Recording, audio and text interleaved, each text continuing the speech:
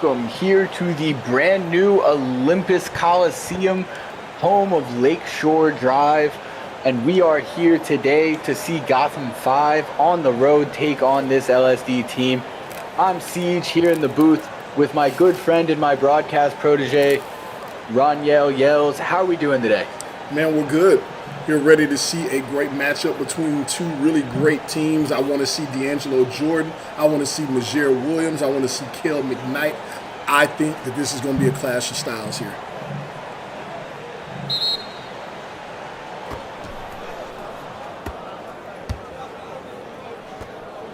Hey, who got him? It's like I may have lost my broadcast partner here for a second. We'll get... I'm here. Temporary spat. Sorry about that. Yellowstone was handing me my bag of popcorn that I had asked one of the ball boys to go get for me, but he's back.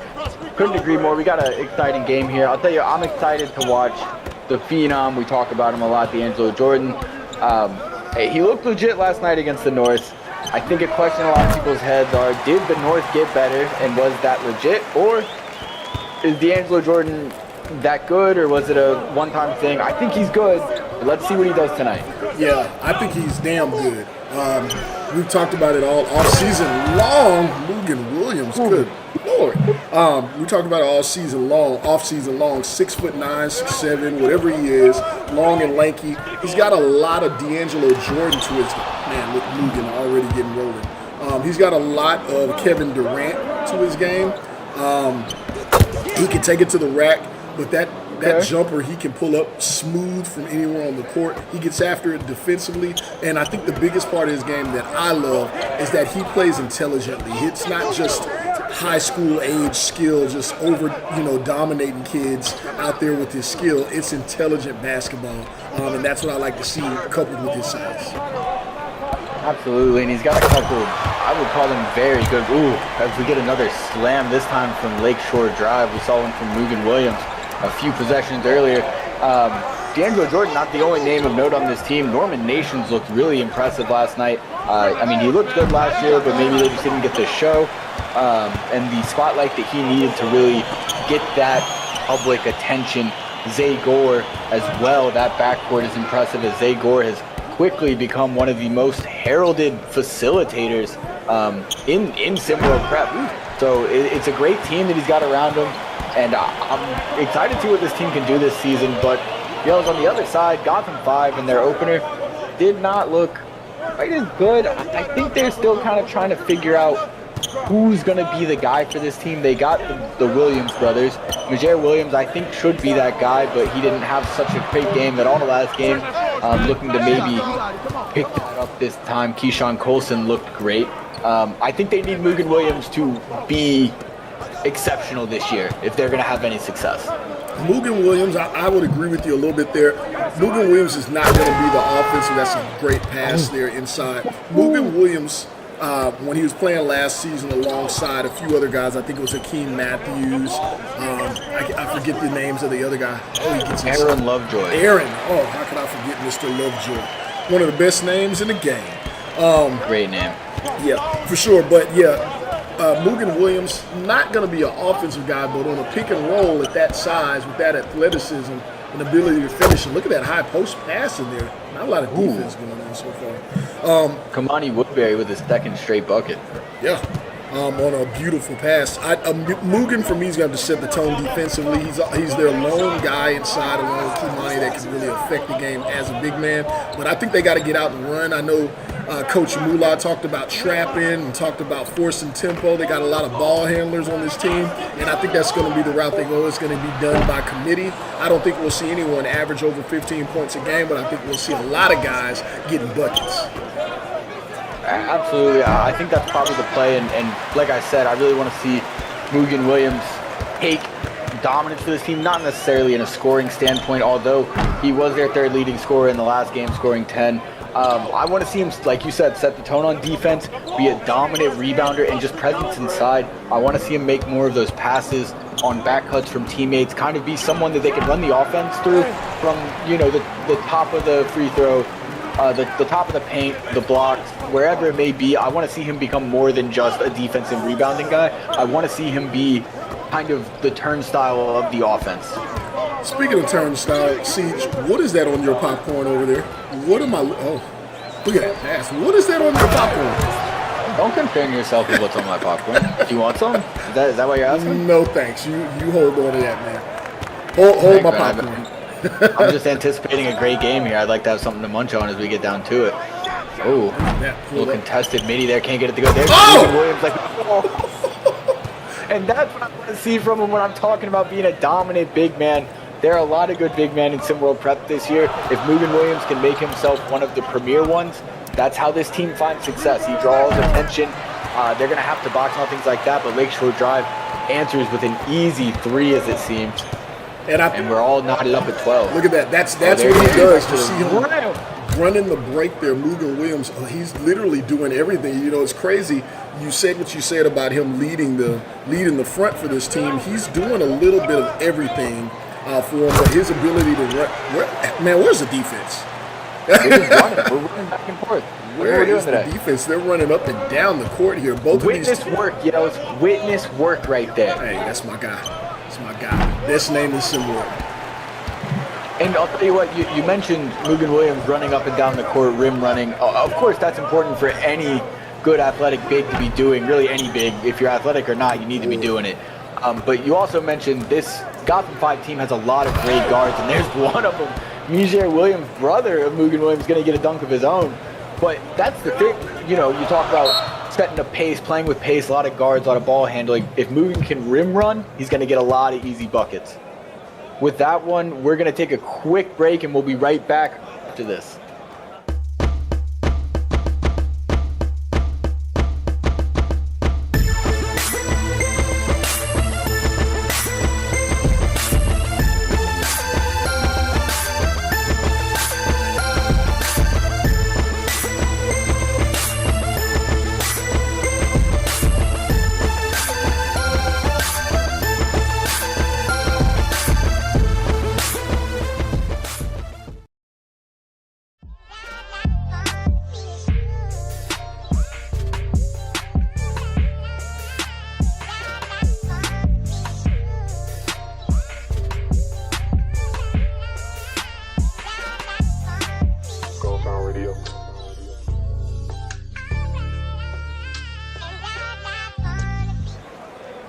And welcome back here to Olympus Coliseum, where Gotham 5 has taken a 2-point lead over Lakeshore Drive late in the first quarter. Yells, what have you seen so far from each team, and what do they need to either start doing or keep doing if they want to take this one wire to wire? Well, you caught me as I grabbed a little bit of your popcorn there, sorry. I knew you wanted some. They're both getting up and down the court. To be honest, the two teams look very similar as of right now, at least in play style. We're seeing them force tempo. You see a little bit of a press there from Zay Gore on Bruno John Misty, who just checked in the game. And both of them are taking advantage of those presses and sprinting down the court with athletic bigs flashing to the rim. And ball handlers pushing the action and forcing the tempo. So there is no way that this pace can be kept up, in my opinion. So it's going to be a battle of attrition, in my opinion. Who's the deeper squad here? And I think LSD has the taller frames to kind of just wear on Gotham if they decide to slow this down. But right now, hey, I'll tell you, this is great, entertaining basketball right now at this pace. You absolutely love to see a nice back and forth, high flying. The number that's stuck out to me so far in this one, and though they are down 3 at the moment, as Bruno John Misty's at the line for his second free throw. You look at the 3-point numbers so far in this game. Both teams have taken 3 attempts from beyond the arch. Lakeshore's hit 2 of them. Gotham has not hit one. Here's the thing, when you talk about a back and forth, fast-paced game, if it starts getting close and one team can hit their threes, look at that. I don't have to tell you this, but 3 points is worth more than 2 points, and that's going to always be true. You don't say. So that could be a big factor late if they can get hot from beyond the arc. Yeah, we'll see if they get a chance, if either team gets a chance to even shoot threes the way they're putting the rock up and getting to the lane. Like, look at that. Oh, that's a beautiful, just get out the way, young man. That's a big boy move there by Keyshawn Colson. He actually led the team in scoring in their first game, putting up a nice 16 on 80% from the field. You don't see a lot of that. at all. And Gotham with the early lead. What this could do for their confidence going, into the second quarter, leading a team that's been as dominant as LSD has been through 2 games this season. I think, I think that does a lot for a team's psyche and confidence. So. Absolutely. It really is, at a lot of times, a big part of the game is the mental aspect. And then when you talk about momentum can be an absolute monster, a game changer. So, being able to take that momentum in the first quarter early in the game is going to be huge as Norman Nation hoists the 3 and face gets the it nation. to go. That's what I'm saying. Here's the thing, though, Yells. You can go back and forth, and if Gotham can build a little lead, great. But if Lakeshore Drive can keep knocking down these 3s at a high clip, you're never truly out of a game. For sure, we've seen some teams hang around because of the 3-point game here. I mean, the ball is moving on both sides. Yeah, beautiful basketball, not just from a pace standpoint, but from a, team facilitation kind of standpoint. It's looking really good. We've got a 6-point game here. Got 5 seconds left. D'Angelo Jordan's going to hoist a shot. Can't get it to go. Going to be Keontae Dior. Pulls it down. Going to take a 3/4 court shot. Can't get it to go. And that's going to be it for the first quarter. Gotham 5 up 24-18. We'll be back after this. Playing jazz. Playing jazz. Smoothie. Making smoothie. Calendar. No meetings today. Remember, tandläkare at 9:30. Fire off. Fire off. Open door. Door open. Sånn. Så skal vi sette en til. Ja. Open door. Wrong voice command. Open door. Wrong voice command. Open. Open door. Repeat that. Open door. I didn't understand that. Hey, open door. Play on the floor. Get on the floor. Open the door. Wrong voice command. Error. Hey there, with a rock. Open door. Open door.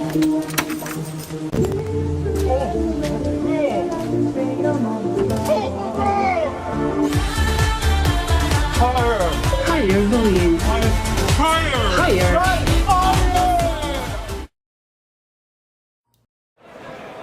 And welcome back here to Olympus Coliseum. Yells has continued to sneak handfuls of my popcorn. He's like that girlfriend who tells you she doesn't want anything from the store and then eats whatever you buy. That is what's going on as we speak. But Yells, back to the game, the more important thing at hand. What have you seen so far? Who are you seeing that's been a difference maker so far in this game? I think that's easy. Oh my God, what a steal there. Great defense. And what a pass. They're out on the break. My goodness, I'm beautiful. sorry.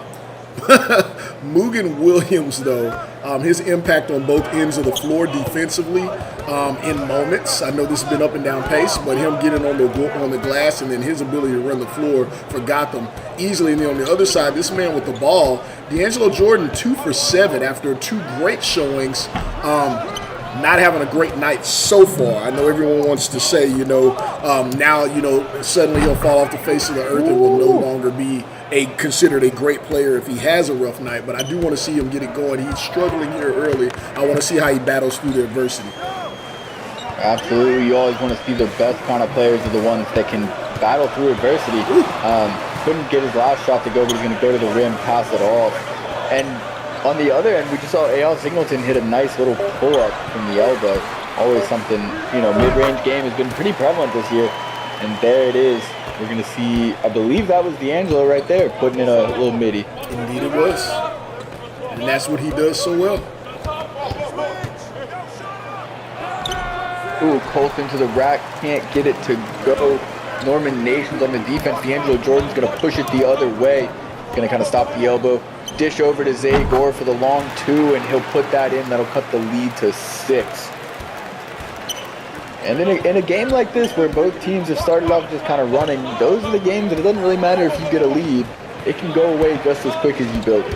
For sure. And, Gotham was just up 10 just a moment ago, and I know sometimes I check into the stream chats and you see a 10-point lead, you see the words blowout, and you're like, oh my God! Now we're right back to a 6-point game, like it's nothing here though. The only sport, well, not the only one. There's only a few sports where 10 points is a blowout lead. I guess maybe a lot of sports, but basketball is not one of them. Basketball is not one of them. Especially in the first half, it's gotta be like a 30-point game for me to call it a blowout in the first half. You remember last season, H-Town Hoopers had a 26-point second half comeback in 8-minute quarters? How could I forget? Face the nation. Nations. Face the nation. How about H-Town? I'll tell you what, I like their squad this year. I think they got some stuff to figure out, Yells, but I really like the pieces they've got. For sure. Well, speaking of pieces, though, I want to tell you guys right now, SimWorld is looking for more players. We're looking for more coaches. We're looking for fans. We're looking for sports media people. So be sure that you're hitting the buttons you need to hit. Come check out our server if you have not been privy to it. A lot of good stuff happening there. That's discord.gg. SimWorld Hoops. Come join us. See what all the talk is. See all the sports media. Hear more from Siege. Hear more from Maestro talking dirty. Oh my God, he gets to talking real dirty. Blazing takes, see all the action. There's plenty of shows I'm forgetting. We'll get to talk more about them. But if you got the game, be a player. If you got the brain, come be a coach. SimWorld Sports, SimWorld Hoops. We're looking for you to come join the action here with us. Get your hands off my popcorn. All right, watch it. Watch it. With it. Well, here we go. We're going to get back to action here. Gotham 5 up 28-25 on Lakeshore Drive. You know, this new stadium here, Yells, I really like it. I'm liking the design, kind of a dome thing going on. This is one of the nicer arenas we got here in Cincinnati. It's real nice. Chicago went all out. There's a steal by Zay Gore. Get out on the break, young man. Oh, that's a good foul. That's what you do. You mug him. Great foul. Yeah, I mean, this no is... easy baskets. Go ahead. I'm sorry. No easy baskets. That's all I was saying. Yeah, no easy baskets. And Rosante Vance, who's over there, you see him, he's kind of going crazy on the sideline right now. Rosante Vance took over after Brian Lovelace departed. And one of Lovelace's gripes is he wanted to see some more money spent on the facility. That was kind of a couple season long complaint there. But we know these are host venues for the teams. None of these teams are owning the facilities that they're renting out for similar prep, at least at this point for the high school level. But coach or owner, Rosante Vance, went out and he secured this location. You see NBA ads. It's a nice NBA court. It's nice. He went all out. And it's a major upgrade from last season. Absolutely is. And part of me thinks that he did that to be a little bit petty after Brian Lovelace departed. A little bit, huh? Asking for nicer facilities. He said, oh, now that you're gone, we'll get you some. And witness a great dunk there, Yells, as Lakeshore Drive takes the lead for the first time in a while, 29-28. Just like that. Gotham 5 gonna have to see if they can answer here. Just like that. And look at that contest. Look at that contest by Witness Work. Definitely a guy who's going to make the all-name team in SimWorld Prep if I had to guess. Yep. That's unless Elava is on the committee and finds a fave, he'll leave someone out. Elava is the committee. Ah, interesting. Shot clock winding down. Ooh. Okay. Gotham 5 is going to take a timeout here. Try and stop this run that Lakeshore Drive's got going. And while they do that, we're going to take a quick break. And we'll be back after this.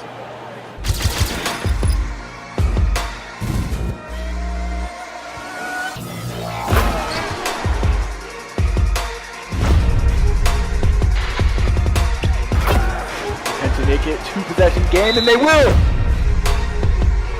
Definitely gonna have to look elsewhere. Oh!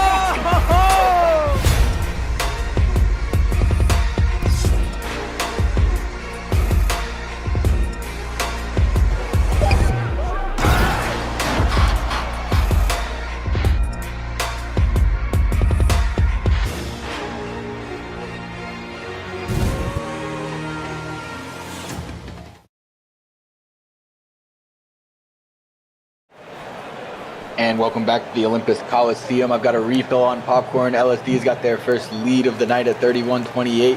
And Yells has a story to tell. Yells, tell us about what just happened during that break there. I watched the game. I watched the game. I watched Rosante Vance on the sideline having quite a bit to say to his team. I can't repeat some of the words that he used. So PC-wise, he said, we are the better loving team. Yes. So yes, we are the better team. That is, I can confirm, to paraphrase, that is what he said to his young high school basketball players. yeah, he doesn't mince words apparently. And hey, these kids are going to be young men. Some of them are going to be going on to play in SimWorld U next season. Some of them are going to be going on to bag groceries. Whatever it is, you got to be old enough to do it, and he's preparing them for it. Absolutely, and Norman Nation was prepared to hit a nice little floater there. He leads Lakeshore Drive with 9 points. Right behind him are D'Angelo Jordan and Zay Gore, both with 7 points. A trio is going to be menacing all year. You know, Norman Nations, just to go back to him for a minute, last season everyone seemed to forget about him. I know that came up yesterday as well, but Norman Nations and Drake Harvell, who was there last season with LSD, were considered to be the top, coming into the season, the top backcourt, one of the top backcourts in all of SimWorld Prep. And it just didn't pan out. It could have been the combination of players, which very often the synergy between two different teammates. That could be, man, Kel McKnight. Is that Kel McKnight? Yeah, Kel McKnight, he's turning it on now. Good Lord. But yeah, it just didn't pan out. And then you know how quickly, as soon as people make someone hot, how quickly they forget, and everyone kind of just dumped them off a cliff, forgot about him. The young man is in the top, I believe he's top 20 composite ranking. He's been showing his skill here to start this season. Absolutely, and I think what happens there, Yells, is a lot of time when you've got a team who maybe isn't doing so great in the win-loss column. Speaking of doing great, Carter Cash with a tough interior bucket off the pass there. When you got a team that's not doing so well in the win-loss column, I think people start looking more towards where's the potential, who's the diamond in the rough. And last year, I wouldn't call him a diamond in the rough. There he is right there, D'Angelo Jordan with the nice back cut and slam there to put Lakeshore Drive up 5. But you start looking at not who's putting up the most points, but who do you see that's going to be the best in the future. And I think that's why focus shifted completely to D'Angelo Jordan. And people weren't so impressed that Norman Nations was having great games because they weren't winning. Yeah, I mean, recency bias, and you're absolutely right. But again, they're putting everyone on notice right now. They're getting it done. They're looking like one hell of a combination. And D'Angelo was just held back. And Norman Nations potentially, too, by having too many scores. That's a deep three. And that's a great deep three to go. Witness work with the foot and the putback. I'll tell you what, I've been really impressed with his rim running, his attacking the glass on offensive rebound opportunities, and his ability to put it back up in traffic. He's looking like a really solid big man. And as we know, they've got that great backcourt in Sagor and My God, that is a beautiful. Kel McKnight, man, unheralded. His handles and that vision. That was a great breakdown of the offense. That was a wonderful breakdown, penetrate, pass, and look here, steal by Majer. Cookies. Hand in the cookie jar. He's coming down the court. He's going to get stopped by D'Angelo Jordan. And the slam from Kamani Woodbury off the pass. I'll tell you what, you mentioned earlier, the passing we've seen tonight from both teams really has been phenomenal. There's nothing else to say. It is. Yep, that it is. Norman Nations can't get that one to go. He's been hot from beyond the arc tonight, but couldn't quite get that one to fall.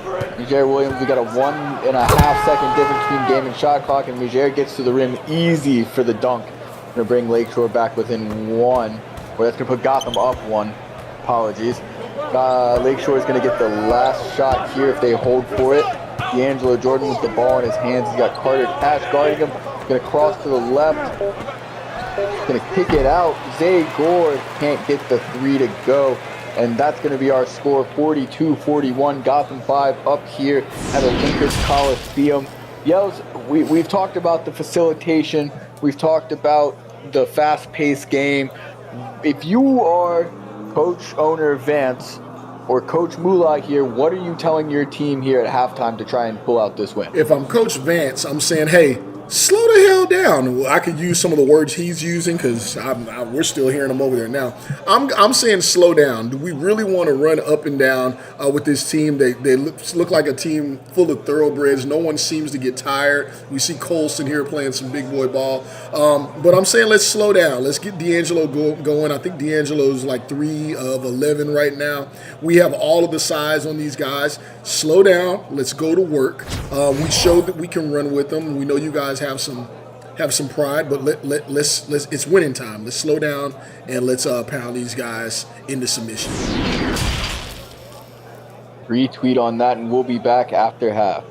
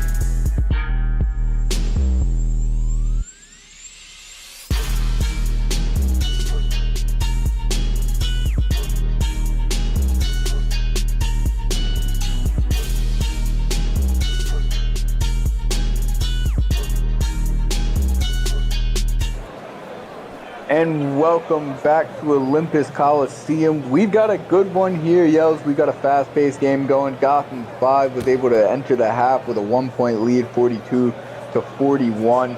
Interesting little storyline here. I don't know if you picked up on this. We saw 4 players for Lakeshore Drive play the entire first half. I'm wondering if they're going to be able to kind of keep up with that kind of, cardio here. Well, I think when you have the kind of players they have, as D'Angelo misses another one here to start the third quarter, I think that's what you do. I think a lot of these coaches forget that. They're trying to fill their teams out. I think Rosante Vance is going right for the jugular to start this season. He says, I know who my guys are. So they're going to play every minute. Hell, you're 16, 17. Why not? But I will say, up against G5, who is loaded with talent, no one's respecting just how much skill and how much talent is on this team. They can throw 10 guys at you. I think LSD, if they wear down, that could be a challenge. Absolutely could be a challenge. If D'Angelo Jordan got his first bucket of the second half, had a tough first half, but Cal McKnight's going to answer immediately on the other end, and we're going to get a reach-in foul beyond half court from Mugen Williams. Not really sure what the game plan is there, but we're going to see it anyways, as Anthony Self looks like he checks in and gives Witness Work his first rest of the game. And I have a feeling that the only reason he came off the court was so that owner-coach Vance could give him maybe an earful about something. For sure. For sure. D'Angelo going to work here. And D'Angelo's struggling tonight. You think that's a byproduct of him just missing shots here tonight? Or, Carter Cash is contesting everything. He's playing some pretty good defense. Do you think he's bothered by this level of defense that Carter Cash is playing on? You know, here's the thing. Not everyone can be perfect every night. You know, you do see NBA guys who can easily put up 20 a night. We're talking about a 17-year-old. He's still developing his game. Realistically, he's probably still growing a little bit. So he's not got full body coordination. Most players don't at this age. That's like a tough thing to do. So when it comes to those contested shots, you know, he's still figuring it out. He's not going to have a perfect night every night, as Kel McKnight is going to foul Norman Nations down low. Nation's going to go to the line for 2 with a chance to put Lakeshore up 1 if he can hit both of these. You saw Kel McKnight give D'Angelo a little bump there, give him a little shove on the way by. Wonder if there's a little contention here. I don't want to make too much of it. It looked friendly. It looked fairly friendly. Like, hey, you know we got your number tonight, so we'll see how this continues to play out. I mean, that's something you got to do. I don't know if you watch Hard Knocks, but the in-season Hard Knocks, you know, the Dolphins, and they were practicing getting ready for Max Crosby, who's one of the better defensive ends, and they mentioned that one thing he does and a lot of the better defensive ends will do is they'll make sure to either get a hand on the quarterback or a little bump on the quarterback every play, even after the ball is thrown, just to kind of let him know, hey, I'm here. We're here and we're coming for you. And I'm sure that's applicable when it comes to hoops as well, especially with a guy like D'Angelo Jordan. Maybe they've been doing that to him all game. We haven't noticed, and that's why he's kind of been a little off on his shots, as he's been waiting for that physicality to come for him. Well, for sure that's a part of basketball. I know you and I both have a great appreciation for the great Rajon Rondo. We go back to his Celtics days. You remember Kevin Garnett never allowed the ball to go through the rim, even on a foul. He'd just go goaltend that thing. He'd do whatever it is. He didn't want you to see the ball going through. So there's lots of chess matches going on within the game. So Kel McKnight early on with that, showing a little antagonist. Great screen. Gets the cut to the rim. Anthony Self, with the great recovery in the block. And speaking of Kevin Garnett in those mental games, he was also one of the better trash talkers in recent memory, probably ever, as Norman Nation gets straight to the rim. Hey, you say trash talking. I was just talking to my man Rick Blaze about that. He had 2 of the worst. Like, I remember watching as a very young kid. I remember watching Kevin Garnett playing against the Pistons, and there was a guy on the team named Charlie Villanueva. And Villanueva went up for a shot or what happened, and you just saw Kevin Garnett next to him, and all of a sudden you saw Charlie Villanueva losing his mind. And you were like, what's wrong with this dude? And Kevin Garnett picks up a technical, but you don't know anything that occurred. Years and years and years later, if anyone needs to know who Charlie Villanueva is, please go look up what he looks like, because that's what makes this so terrible. Kevin Garnett told him, hey man, I think you have cancer or something like that. Charlie Villanueva has cancer. Wow. What a terrible person. What a terrible person, Kevin Garnett. Did he actually have cancer? I'm pretty sure he got alopecia, he had a condition. He had a condition. Alopecia. Well, aside from that, he also had a cancerous condition. I just think it's terrible. And then I'm sure everyone knows about the Lala scenario, but that's mind-boggling for him to come in Carmelo like that. I mean, that's next level stuff, man. Telling someone that your wife, yeah, I had your wife, and by the way, she tastes like Honey Nut Cheerios.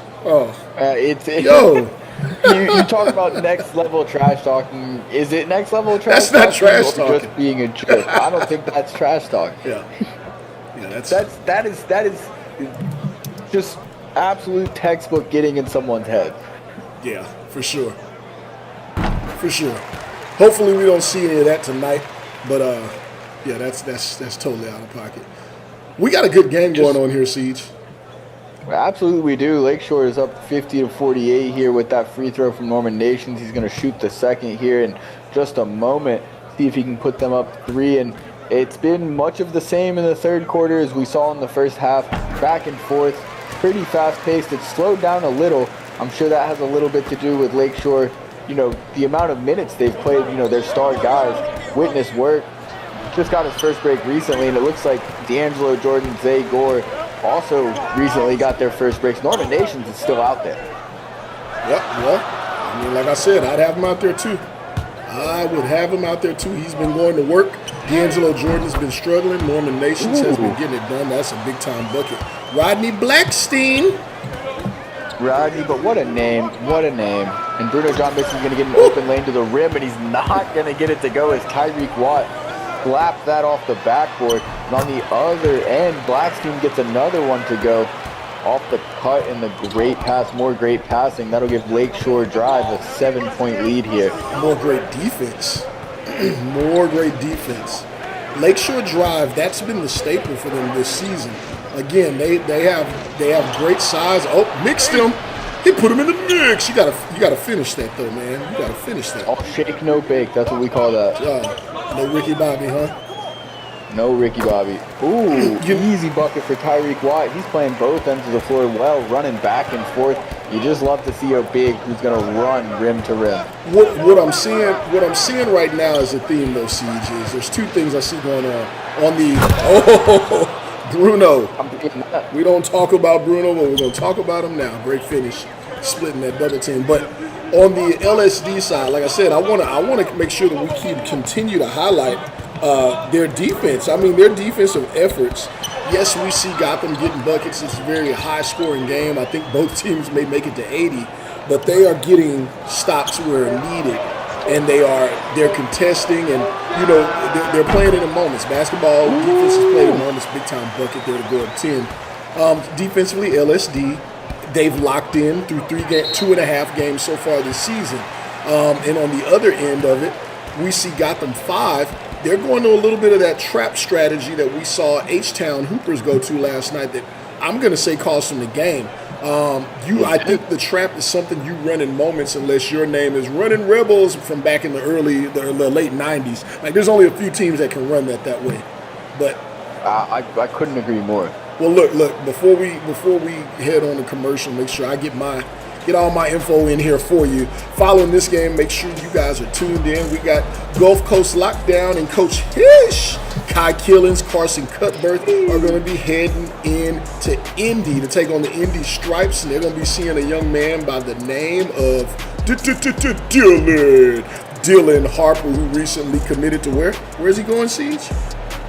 Rutgers will be playing at the RAC next year. Yeah, so make sure you guys stay tuned in.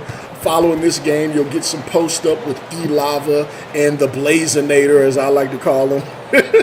I like a quarter pounder, 2 fries, and the Blazinator. Rick Blaze will be on with E-Lava, and then following that, we got the Indy Stripes hosting Gulf Coast Lockdown. Get our first broadcast look at Kai Killens, Carson Cutbirth, and company. I like what that team has looked like so far in their first game. We saw them do a lot of team trash talk, during the offseason. I didn't know they baptized people up here. I didn't know the baptism happened at night. Good Lord, Keontae Dior, give him some more. It can happen anywhere, anytime, yells. Yikes. Can't get it to go. Mugen Williams, quiet after the first quarter, but grabs the rebound there. And here we got Gotham 5 coming down the other way. JV on deck, the ball in his hands, going to give it over to Kel McKnight. Kel McKnight gets the mid-range to go, and I'll tell you what, at the half, he didn't have a bucket, I don't believe, and this second half, he's really turned it on as of late, and he looks really impressive. Yeah, just like that. They're back at Angelo Roman. Oh, what a change of hands. Couldn't get it to go. That was almost a highlight finish there. No fake. Once again, no Ricky Bobby. No Ricky Bobby. Just a stacking leg. Ew. Mugen Williams going to kick out there. Major Williams. Little brother-to-brother connection, but can't get it to go.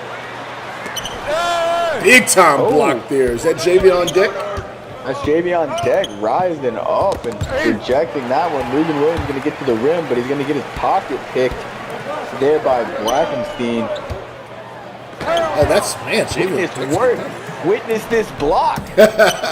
Rebound can't get it to go. JV on deck with his second block in 2 possessions. He's going to push it up. End of the third quarter. Can't get it to go.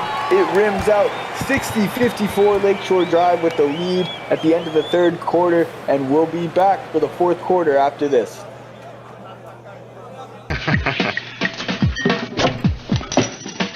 Delivery. Give me a shot if anybody comes in. You got it.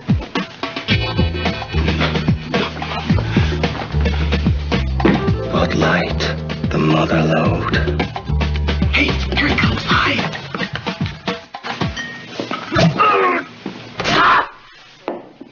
Did you hear something?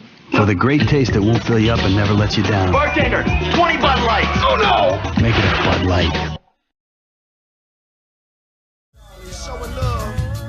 Kool-Aid, overdose, chopaholics. Appreciate y'all, man. I want to thank the H-Town Riders and Bunsy Whittle, PDL, all of the H-Town, man. Player partners, R.A. and myself, Ron Yale. Let's get it. Said I'm doing this here for all of my dogs. DJ Kool-Aid, overdose, the chopaholics, all of my partners and all the ballers hustling in the streets. And regardless of all the people that cross us and all the haters out there that try to rob us, they can't see that they will never stop us, cause we got love from the whole city. Southside, Northside, why don't you stand up? I wanna thank y'all for showing me love. So put your flames up, keep drinking your cup. H-Town is the city where it all goes down. Eastside, Westside, why don't you stand up? I wanna thank y'all for blowing me up. So put your flames up, keep drinking your cup. H-Town is the city where it all goes down. It all go down right here, not a whole world like here. And you can see it so clear, we got it on lock this year. I almost shed a tear when I saw Pow Wow and Mike Jones, Slim Thug, Chameleon, and all of my niggas from home. Getting it, doing it big, not using the spot. And everything we drop hot, whether you like it or not. So you can ball or block us or knock us, but you can never stop us. It's the city of mono, blocked up, drunk, knock droppers and boppers and officers banging screw. Probably B's and Q's with a great cassette in the deck, yep. These is dudes that been paid. Now we're swinging in Escalades with our trunk raised. Banging maize, stacking chips like Lay's. Days looking brighter, still got me 25 lighters. Candy lag with a crack, black magic on my tires. I'm still blowing that fire cause it feels so good. I ain't wanna name one, I wanted to rip for all of the hood. Southside, Northside, why don't you stand up? I wanna thank y'all for showing me love. So put your flames up, keep drinking your cup. H-Town is the city where it all goes down. Eastside, Westside, why don't you stand up? I wanna thank y'all for blowing me up. So put your flames up, keep drinking your cup. H-Town is the city where it all goes down.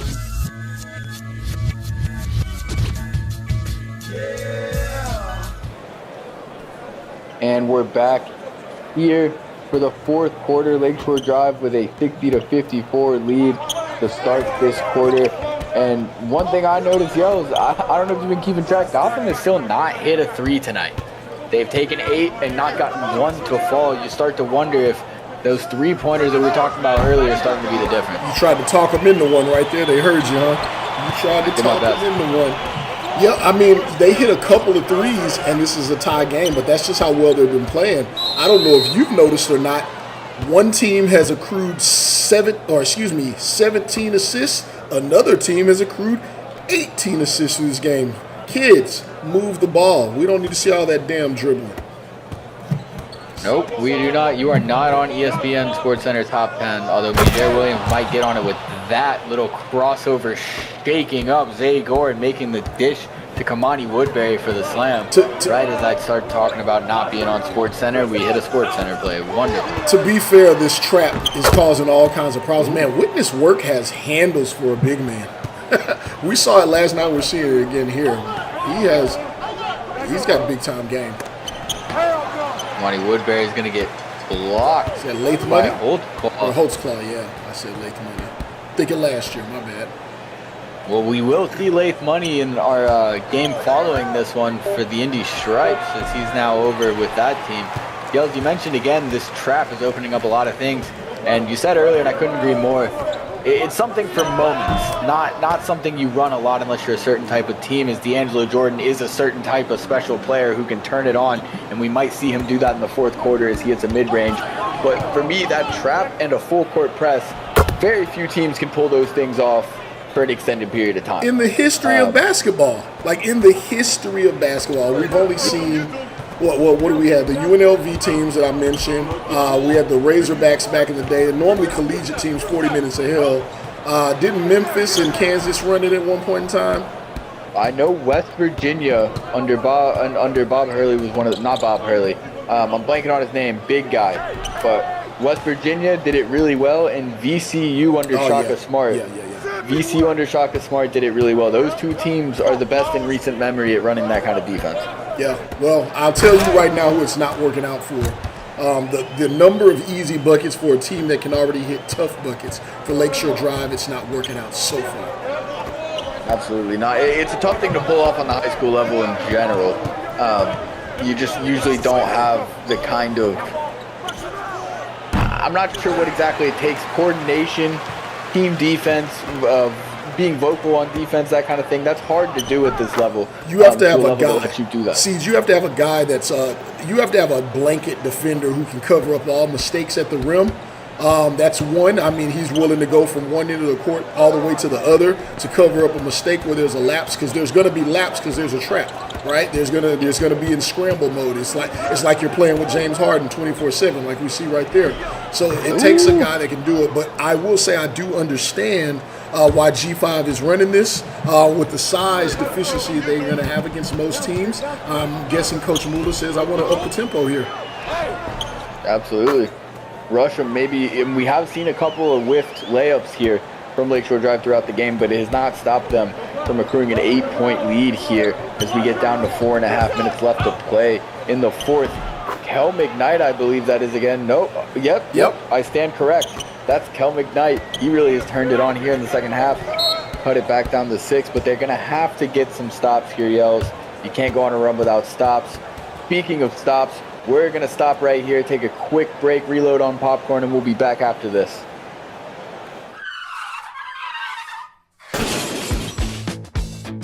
SimWorld presents Around the Table with E and the Fat Man.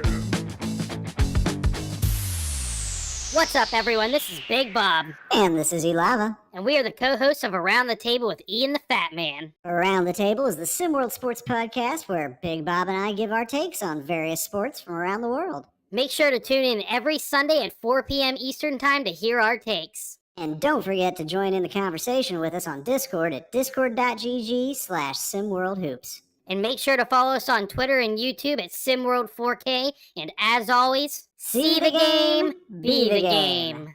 Later, folks.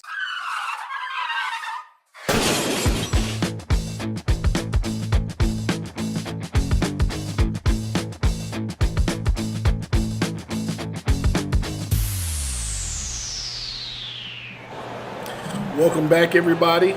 Got a good one going on here out in Chicago in the cold, cold shy. Make sure you guys are tuned in tomorrow for us, though. We do have a special Friday.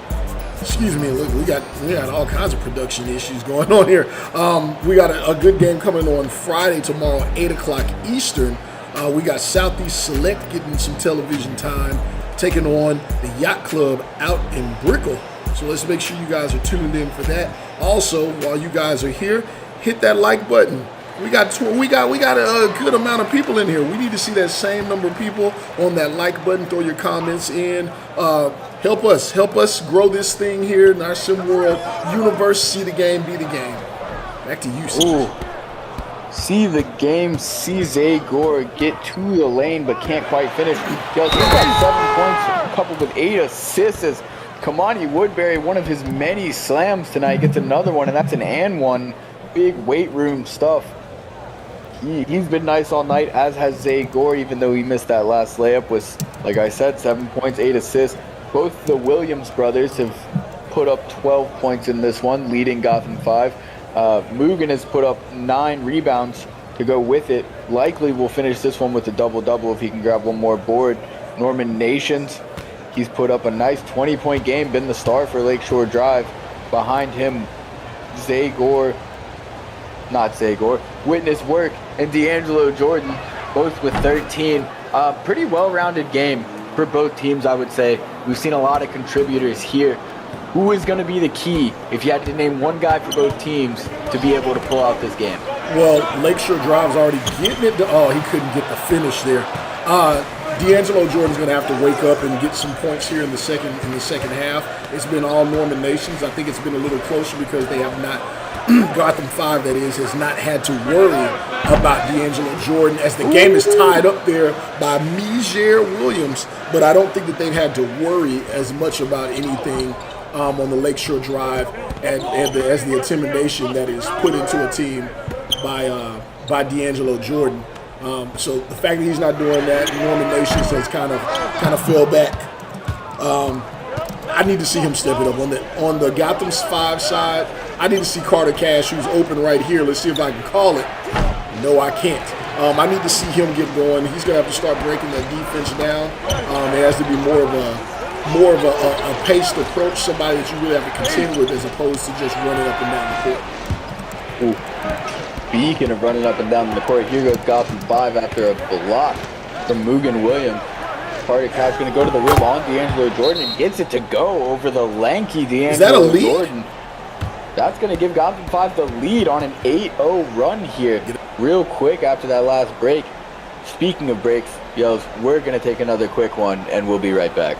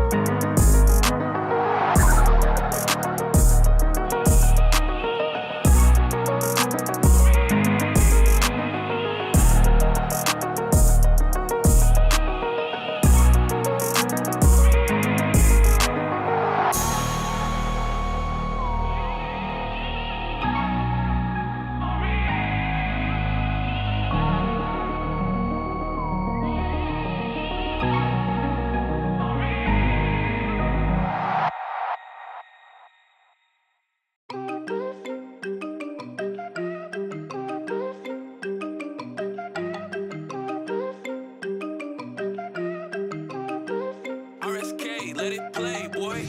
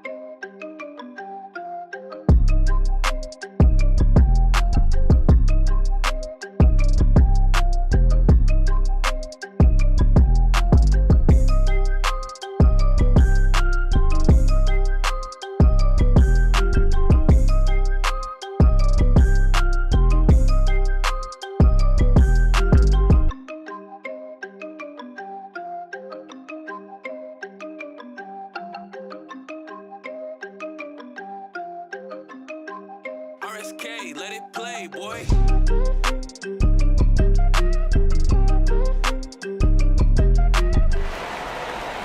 And we're back here at Olympus Coliseum. Player of the game? Yells, let's talk about player of the game. Who do you got? It's too early. That's what I got. It's too early. We got. Early. I'm not giving the player a game to a loser, and then we got 72-70 here. I'll say this: Norman Nations is in the early running. He's got 20 points, 5 rebounds, 4 assists. Got them 5. Mijere Williams, I think he's got somewhere in the vicinity of 14, 16 points, and 7 assists. So they're the early front runners. Whoever takes home the victory, unless something crazy happens here, my God, that's who I'm giving it to. Interesting shot choice there. I'm going to go ahead and give it to Norman Nation because I think Lakeshore Drive pulls this one out here. Just going to have a hot take there, make my prediction. But maybe I'm proven wrong as Norman Nations can't get the 3 to go. Mugen Williams running the other way. Going to dish it off to his brother Mijere. He's going to give it over to Kamani Woodbury, over to Carter Cash. Here's some of that ball movement we've been talking about all night. Oh, that's big time. Mugen Williams with the follow. That's big time. That's a 4-point lead. You see what they did there? Instead of just taking advantage of the trap, they said, let me slow it down, get a quality shot instead of forcing it, and that's what they came up with. They got a quality shot. Mugen Williams was able to box out and get on the glass offensively. Ooh, that's money. And D'Angelo Jordan on the other end with the nice crossover to get to the rim. But he's going to get fouled, can't get the and one. He'll go to the line for 2 with a chance to cut this to a 1-possession game. Siege, Gotham 5, who got in the South, which I've heard a lot. This is not my phrase. Rick Blaze, you're around somewhere. I definitely heard you say it. Gotham 5, who got their doors blowed. they got beat down early, in their first opening game. What does this say if they come out and they beat Lakeshore Drive and they pull this out here? I mean, it just goes to show you, it's early in the season. We're making assumptions, analytics off of one game. You take it all with a grain of salt. It's very early, and we know how talented Gotham 5 is. Yes, they got blown out in their first game, but they've come here on the road against a really good Lakeshore Drive team, and they're looking really good tonight. Absolutely. Let's stay here for a second, though.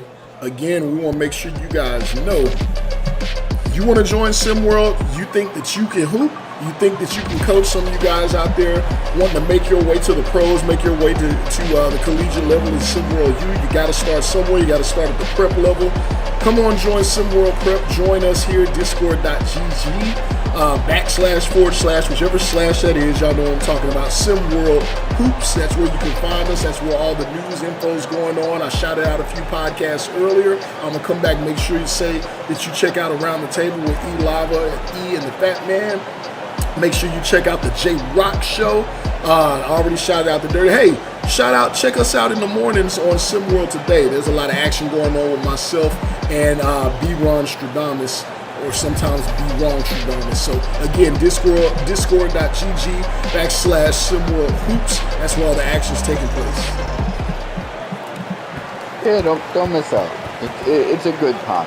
Come join us if you're not already with us. But yos, here we go. Minute and a half left.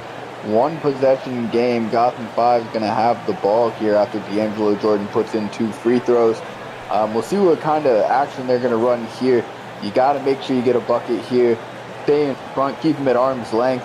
But Lakeshore Drive, if they can get a stop here, they're going to have a chance to tie this one back up. No need to rush a shot here. Just make sure that you get a quality shot. Siege, I'm a little disappointed, though. This is where that popcorn is needed. It's popcorn time. Oh, well, lucky you. I actually have a bag waiting for us under the table as Lakeshore Drive takes it the other way. D'Angelo Jordan. There it is. The acrobatic layup. Defense to offense, that's going to tie the game at 74. And this is where really taking your time, not rushing the shot, is going to come into play for Gotham. Great cut.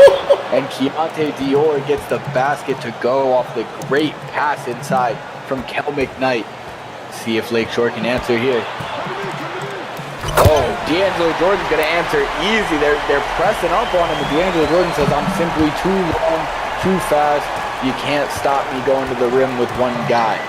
Doing it when it counts, Siege. Doing it when it counts. Ooh, speaking of doing it when it counts, Jared Williams gets to the rim easy, and we've gone back to the no defense that we saw in the first quarter. Gotham 5 with a 2-point lead, 1 minute left to play. Let's see what both teams are going to do. We'll see if they slow it down and keep going fast. Zabor with the ball up top. He's going to be dribbling around. So many weapons for LSD. So many weapons. There's a trap. That's a good trap. Oh, he's going to kick it out. Oh! Oh! That's a big bucket there. Huge. Coach Mullah not looking happy about that one. Bolt call with the and one off the pass from D'Angelo Jordan. He does not look happy at all. It's Coach Vance get to the rim. Coach Vance is never happy. I can't believe he finished that. The call is in question, but that young man right there, Kyrie Holtzclaw, went up and finished the shot anyhow, and that's what matters. These guys are playing some high-level basketball here, although he missed that. Not too high level there. Can't get it to go, so we'll stay tied. Pass is for Mugen Williams, but it goes astray. Norman Nathan with the steal up top. Holtzclaw with another bucket there.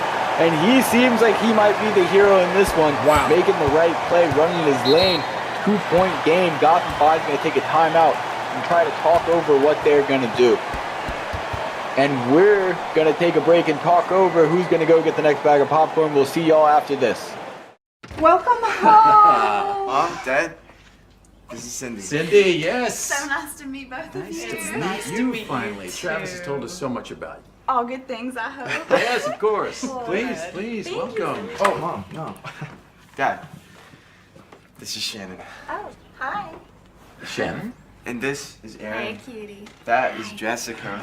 Jenny, Sarah, Megan, Hi. Nicole, Elizabeth. Acts. Use in moderation.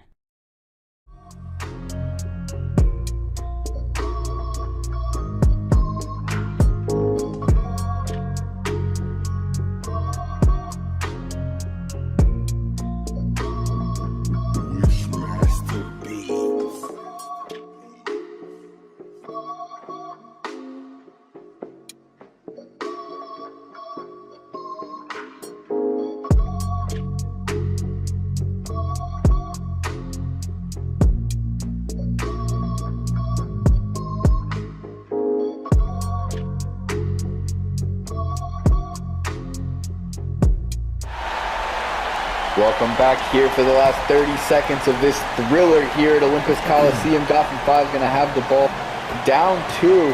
And let's see what they're going to do. Where are they going here, Siege? Helmet Knight's got the ball up top. I'm not really sure. A lot of people have been contributing. Looks like Keontae Dior is who they're going to go to. He gets a tough basket in traffic to go there. High ball game at 80. And Lakeshore is going to have the chance to hold for the final shot. See if they can win this game. Siege, this has been a back and forth game. I said very early on both of these teams are going to get to 80, and it looks like they are. Well, they are. They're both here at 80. We could be seeing overtime. We could see 200-point games for the first time, or two teams finish with 100 for the first time in Sim World Prep history. Even 90. I don't think that's occurred yet. We could very well see that tonight with the two strategies. Let me ask you this though. D'Angelo Jordan has picked it up here late in the fourth quarter. On the G5 side, we've seen Majere Williams get it going. Who is the next player on either one of these teams, just the one guy who could swing the direction here in this last 19 seconds on offense or on defense? Well, I'm going to say for Lakeshore, I think the easy answer would be Norman Nations other than D'Angelo Jordan, but he actually has not had a bucket in the fourth.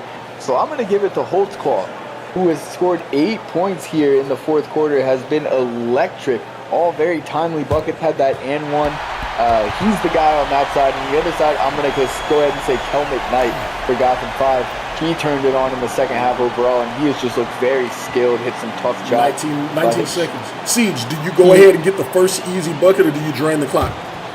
Oh, I mean, if there's an easy bucket, you take it. Ooh. If not, you're going to drain the clock. Almost goes back court there. Dave Gore is going to have the ball at the top.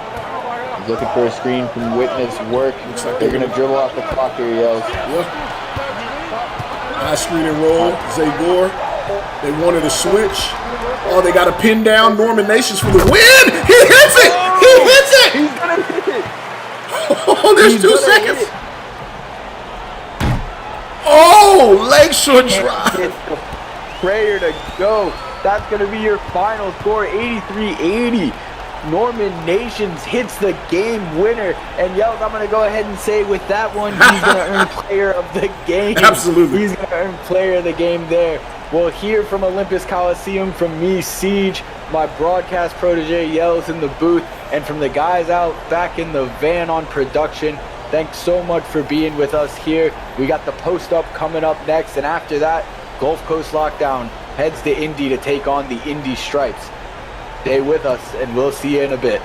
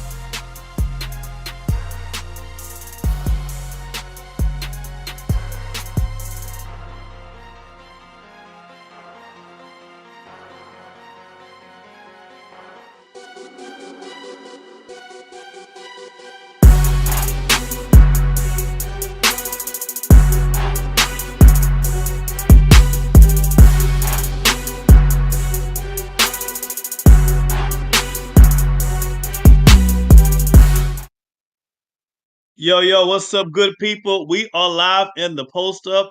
I am Rick Blaze, and I'm joined by my ace boon cool, my A1. We started this thing off. E Lava, how we doing, brother?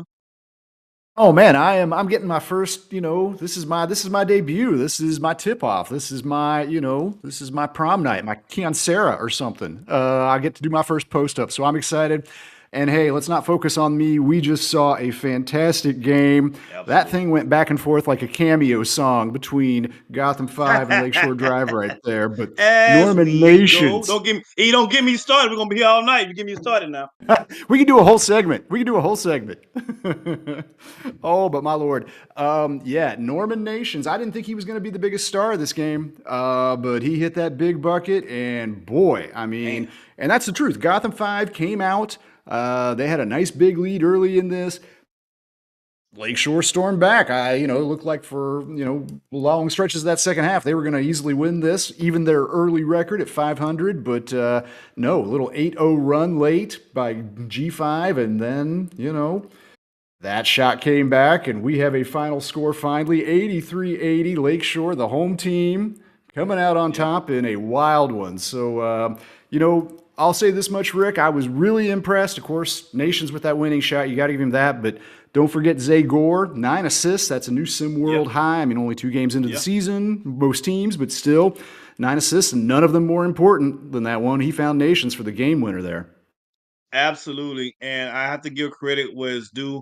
Yales have been talking about Zay Gore since last season, towards the end of last season. So it's good that, somebody besides myself is finally starting to hit on these names. I'm proud of Yales for hitting on something on the name. So, but yeah, you know what? Let me say this. G5 played really good tonight. They were Yeah. on the losing end of this one, but they played well enough to win. Sometimes the ball literally just doesn't bounce your way, and that's exactly what happened. It went into the net for nominations Yeah. and Lakeshore Drive instead. That's exactly what happened. So props to Lakeshore Drive nominations at 23, and D'Angelo chipped in with 19. And both played really good games. Both teams played really hard. On the other side, Mugen Williams played really, really good. Got a lot of boards, Both the 14 of them. Williamses. Both the Yeah, Williamses had nice Major nights. had 17. Mugen had 14 boards and like 3 or 4 blocks. So again, I like the energy from both teams. I like the play from both teams. I don't think G5 has anything to hang their head about on No, tonight. It's just no. somebody has to win, somebody has to lose, and Nomination says it wasn't going to be him. No shame in losing a great game necessarily, but at the same time, Rick, I will tell you something. I know it's still early in the season, but you know what I'm getting tired of hearing? Oh, it's What's early that? in the season. Doesn't mean anything. Blah, blah, blah. I'm getting tired of that. At what point is the season actually on now? Because I think it is. And the bottom line is Norman Nation's miracle bucket to win a great close game or not. Bottom line, one of these teams is 2-0 undefeated, and one of these teams is 0-2, no wins yet on the season, and that's G5. And that's tough. That's tough for new Coach Mula, in charge of G5 to kind of deal with. And, there's a lot of pieces here. I like where you're going with this, Mula. I have to say, I like where you're going with this. Can I say, Yep, shout out to this such a beautiful venue tonight that it the game is. was at. I feel like a doggone Jumpman commercial. I thought Jason Tatum was going to come out. Zion Williamson was going to come out there and shoot a commercial real quick. This was really, really nice. I like this venue a lot. Yeah, nothing wrong with the Olympus Coliseum. Chicago's finest. I mean, hey, I myself am in the Chicagoland area. I've seen a few arenas around here, and this is better than some. I'll give them that already. Some even at the college level. So one of the Sim World hoops prep level palaces out there. But talking about G5 a little bit, go back to them for a second. I was impressed with what the Williamses did tonight. I think that is something for G5 to build off of. Keontae DeOr. It wasn't quite Venus and Serena, but it was still good for Williams. No. But Keontae DeOr hit some tough buckets down the stretch, and he's a veteran. This is his 3rd year in the Sim World game, so those kind of guys bring value too. But I think he failed. I think he failed the grade. Maybe so. Back to the drawing board for them. But I did before we close out our sort of recap of that game we just saw there. Lakeshore Drive. We kind of rattled off. I mentioned Zagor. You talked about Norman Nations. Kyrie Holtzclaw, 14 points, 8 Yeah. rebounds for the Yeah. 6'9" big man. Witness work, just 15 years old, and I don't think we knew what we were going to get from Witness work at the start of the season. We knew he was I big. guess We we knew was he was gonna an get that work. athlete. Ooh, I guess so. He's putting it in, making you witness. He was a big part of that win tonight too. So definitely Yeah. good result for Coach Vance. LSD, they came through tonight, and hey, they're undefeated. Keep on rolling, right? Yes, yes, indeed. Yes, indeed. Sir. Yes, sir. All right. So Well, moving on from yep. that, what you got, Eli? Oh, well, you want to go to our second topic of the night? Is it Yeah, time let's keep for it rolling. a little discussion? Keep it rolling. All right. Well, keeping it focused on this SimWorld game here, and the big news coming out today. Coach Fernandez, Mateo Fernandez of South America, the sudden shock firing. I don't know if this is all completely confirmed, disclosed, but apparently some kind of disagreement, confrontation between him and his staff. Ownership stepped in and just, I don't know. I guess if you're going to make a move, right? Like don't pussyfoot around with it. Just go ahead and do it. And they've done it. So big move though, because South America, I thought they started the season pretty well. Adelson Sampaio, I've been talking him up on our Discord, and I honestly think, based on his couple performances early in the season, I said it, I stand by it. That might be the single most improved player over this past offseason. It feels like he's taken a huge jump and, is maybe a top 20 kind of player in this game if he keeps it up. But I don't know. What do you think of this, Rick? I mean, this feels this.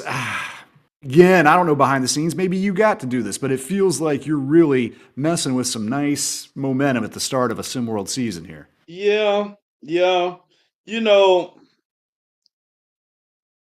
First of all, Sampaio's game is simpatico. Let me say that first and foremost. Really nice game. It is weird. It's weird timing. I have to assume that this battle of egos started way before this last game, right? Yeah, I think it just kind of came Yeah. to a head. It's weird that you fire your coach after a win, but I think that's precedence that speaks to how much of a head it came to and how much uh how bad it had gotten. Well, it gotten so bad Yeah. that we can't wait until a lose streak. We can't wait until midway point of the season. Now, coach, thank you for the win, but don't let the doorknob hit you with a good Lord split you. So I I guess think you're right about it that. must have been it had to been a dire situation to do that. I don't know. The first thing I thought about, I'll be honest with you, before the news broke about what may could have been, it is South America. I thought it was some illegal activity. I'm not gonna lie to you. I'm just gonna keep it a buck with you, but it seems like that wasn't it. Thank goodness. Yeah, but No. I thought it was I thought it was a real Gucci Mane situation. But I'm glad it's not.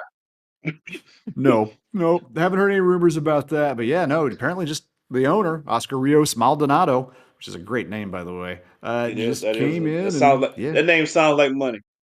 This Well, sounds like there's a money. couple. There's a couple of Americans on this South American team located down in Brazil. Eric Banks from California, Tyler Yes. Montalvan from Dallas, Texas, one of the talented Texans.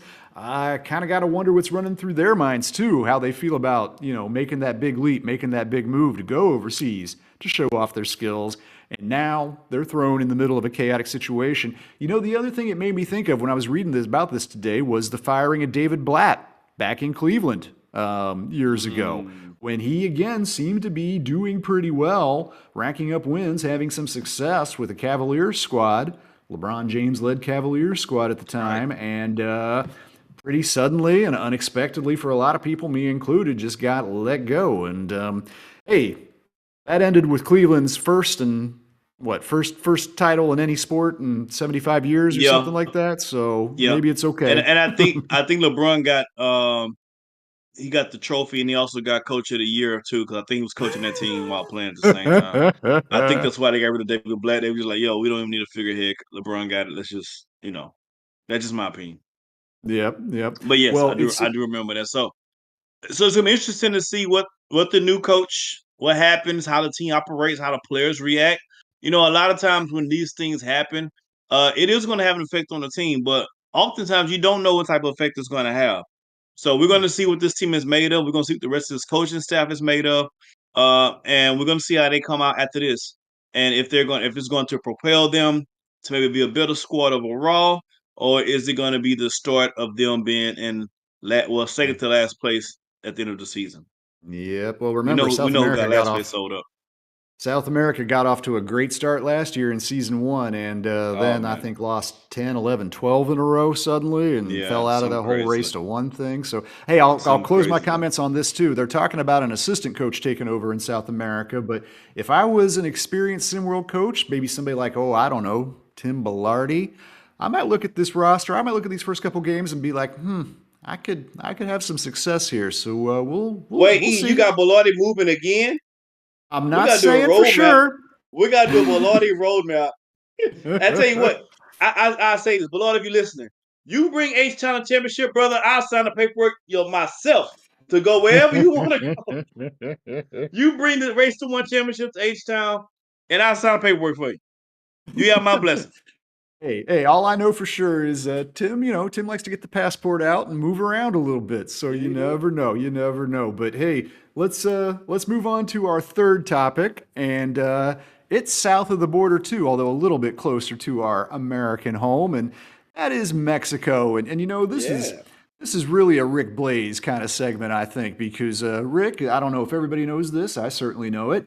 Recently, this past year, had a lovely vacation in our Yeah. neighbors to the south, and for me, I've been fortunate enough to get to go to Mexico, a handful of times. I don't know, half dozen times, something like that. Mexico City a few times, once on the West Coast by the Pacific, once over in the Yucatan. I love that country. I think it's great. Yeah. I wanted you to give me and the listeners the highlights that can be told. You can tell me the ones that can't later. You can tell me those Oh, later. E lover, you slay me. Um, so let's say I brought a young lady with me on the trip. Uh-huh. Um, and I'll again, this is gonna be Traded very her in, traded pe- up during the trip. yeah. E, I'm sorry. I won't interrupt. Tell your story. I'm sorry. I'm with you. I'm with you. So I met a young lady. I hadn't known her for too long. I'll be honest with you. I hadn't known her for too long at all.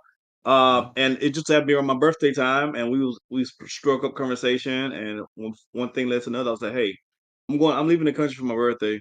If you want to come, I take care of everything. All you gotta do is just show up. And Mm-hmm. she agreed. So that's how that went down. It was cool. She was Yeah, cool.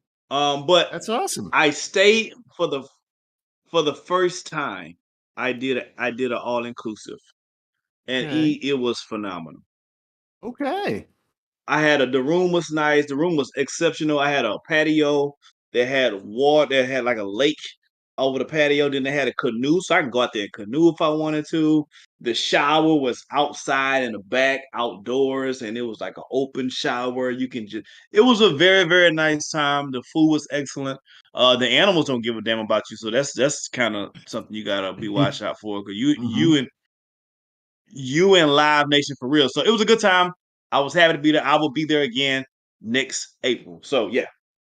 No, I will just quickly interject that I love that country. If I decide to quit this, quit working behind the mic and pick up a clipboard and become a coach, SimWorld Latin You're America, going. you are my number one destination There you go. because I will feel very comfortable and at home, even though my Spanish is quite limited. So let's go on. End it with a little three in the key. We got Gulf Coast and Indy coming up. Yeah. Should be a good game. I will tell you this. I think this is going to be a battle. I can't wait to see Kai Killens going up head to head with Dylan Harper. I think the Yeah. Stripes are going to come out on top in this one. Gulf's just a really young team. I think it's going to be a good game, but I give a little bit of an edge to the Stripes just because they got a little bit more upper class kind of leaders on this squad. So no 15-year-olds. I think might make the difference for the Stripes. Yeah, I like the stripes. I love Dylan Harper, but I'm about to go with the young guns on this one. Ooh, all I'm gonna go right. with the young guns. I think they got enough firepower to pull it out. We're gonna see. We're about to And find out, right? also don't forget JJ Hoops and Cat Killens, the brotherly battle. Volume 1, about to happen. See y'all.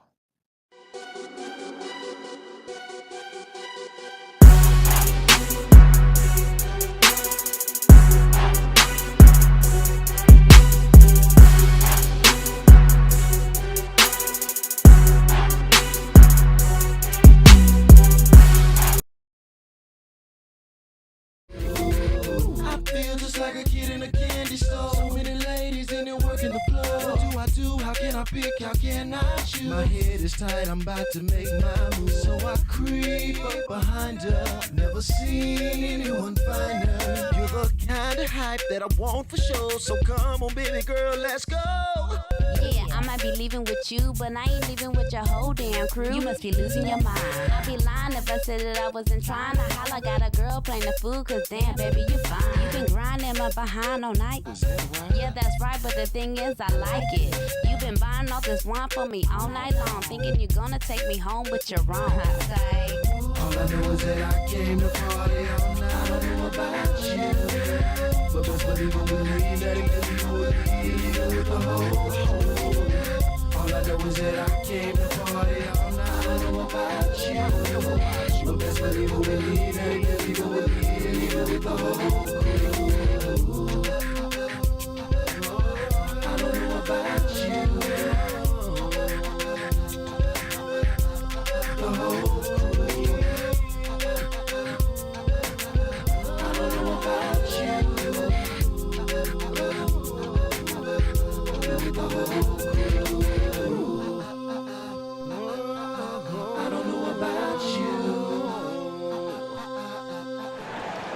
Hello, everybody, and welcome to Pit Row Fieldhouse. I'm B-Ron. Alongside me is J-Rock for Game 2 of our SimWorld TV doubleheader tonight between the Gulf Coast Lockdown and the Indy Stripes. J-Rock, pleasure to be here with you. I think this is our first time calling a game together, so good to be here with you tonight. Yes, sir. Excited to be sharing the booth with you. We got some great basketball on tap tonight between Indy here and Gulf Coast. Yeah, we sure do. Both teams with coaches who made waves coming in for various different reasons. Coach Sheesh came in and he wanted to shake the team up, and he sure did do that, but he didn't avoid controversy. He has a big two-handed flush there to get themselves going on the board. But on the other side of that, Coach Jack Shiragane from the Indy Stripes, he came in and he also had his fair share of controversies. I had issues with owner Daytona Davis, and I just wanted to run things, but they all worked it out, and there's a 3-ball from Indy to take the lead. Sir, big-time shot by Indy right there to get themselves going on the board. Absolutely huge, and J-Rock coming into this game, and again, both of these teams, first-year coaches in SimWorld Prep, both had to make a lot of changes to their roster with the turnover that happened on both their sides for various different reasons. Again, you'll find that in this game, there's going to be a lot of storylines involved between the current team and how they looked last year versus how they look this year. Completely different team on both sides, and the throw from Indy goes up and in. Woo! Firing early with success is Indy. Beautiful lefty stroke there on that jumper. Woo! And that's Dylan Harper, everybody. Dylan Harper, the newest Rutgers Scarlet Knight commit, making his impact early. This is my first time actually seeing him play here on SimWorld TV, and he is impressing. So far, 2-pointer goes for Lockdown. It's a 1-point game here again. But J-Rock, I wanted to ask you, what are you looking forward to seeing from both these teams in tonight's game, and what's going to be their key to victory in your opinion, or keys to victory? Well, obviously with Indy, I mean, their offseason was headlined by Dylan Harper, and this is the first time I'm getting to call a game live with him playing, so I'm very excited to see him. And another guy who I think is also going to get his share of notice this season for the Indy Stripes, Reza Red, guy I definitely feel like was underutilized and not really utilized properly in the whole mess that was Indy last season. I'm definitely excited to see how he improves this season and how differently Shirogane wants to use him thematically. Yeah, we'll have to see. Reza Red, definitely one of those kids who came in, a lot of hype around him last year, and for obvious reasons, he's a big kid, and at this age, you don't see a lot of kids that are that tall and have that kind of heft on them either. You've been to come in and really dominate. He didn't do that in his first season. Hopefully here in his second season in Simple Prep, he can get that done. As Andrew Gibson made his 2 free throws there, got it to 8, but Gulf Coast responded, and now 6-8. Stripes still in the lead. And there's Gibson again, back out to Harper. Harper trying to attack. Jumper, a little short, going the other way now. And I was definitely excited by Harper's commitment to Rutgers. It definitely caught me a little bit by surprise. You know, I'm a Midwest guy from home, but I'm always a big fan of, you know, when Northeastern basketball, you know, is at its peak. And I'm just very excited for Rutgers basketball this season and basketball in the Northeast in general. I definitely understand that. Another 3-ball hit bottom of the net as DJ Hoops, who got that one to go, and we know there's a brotherly rivalry in this game. JJ Hoops and Kai Killens.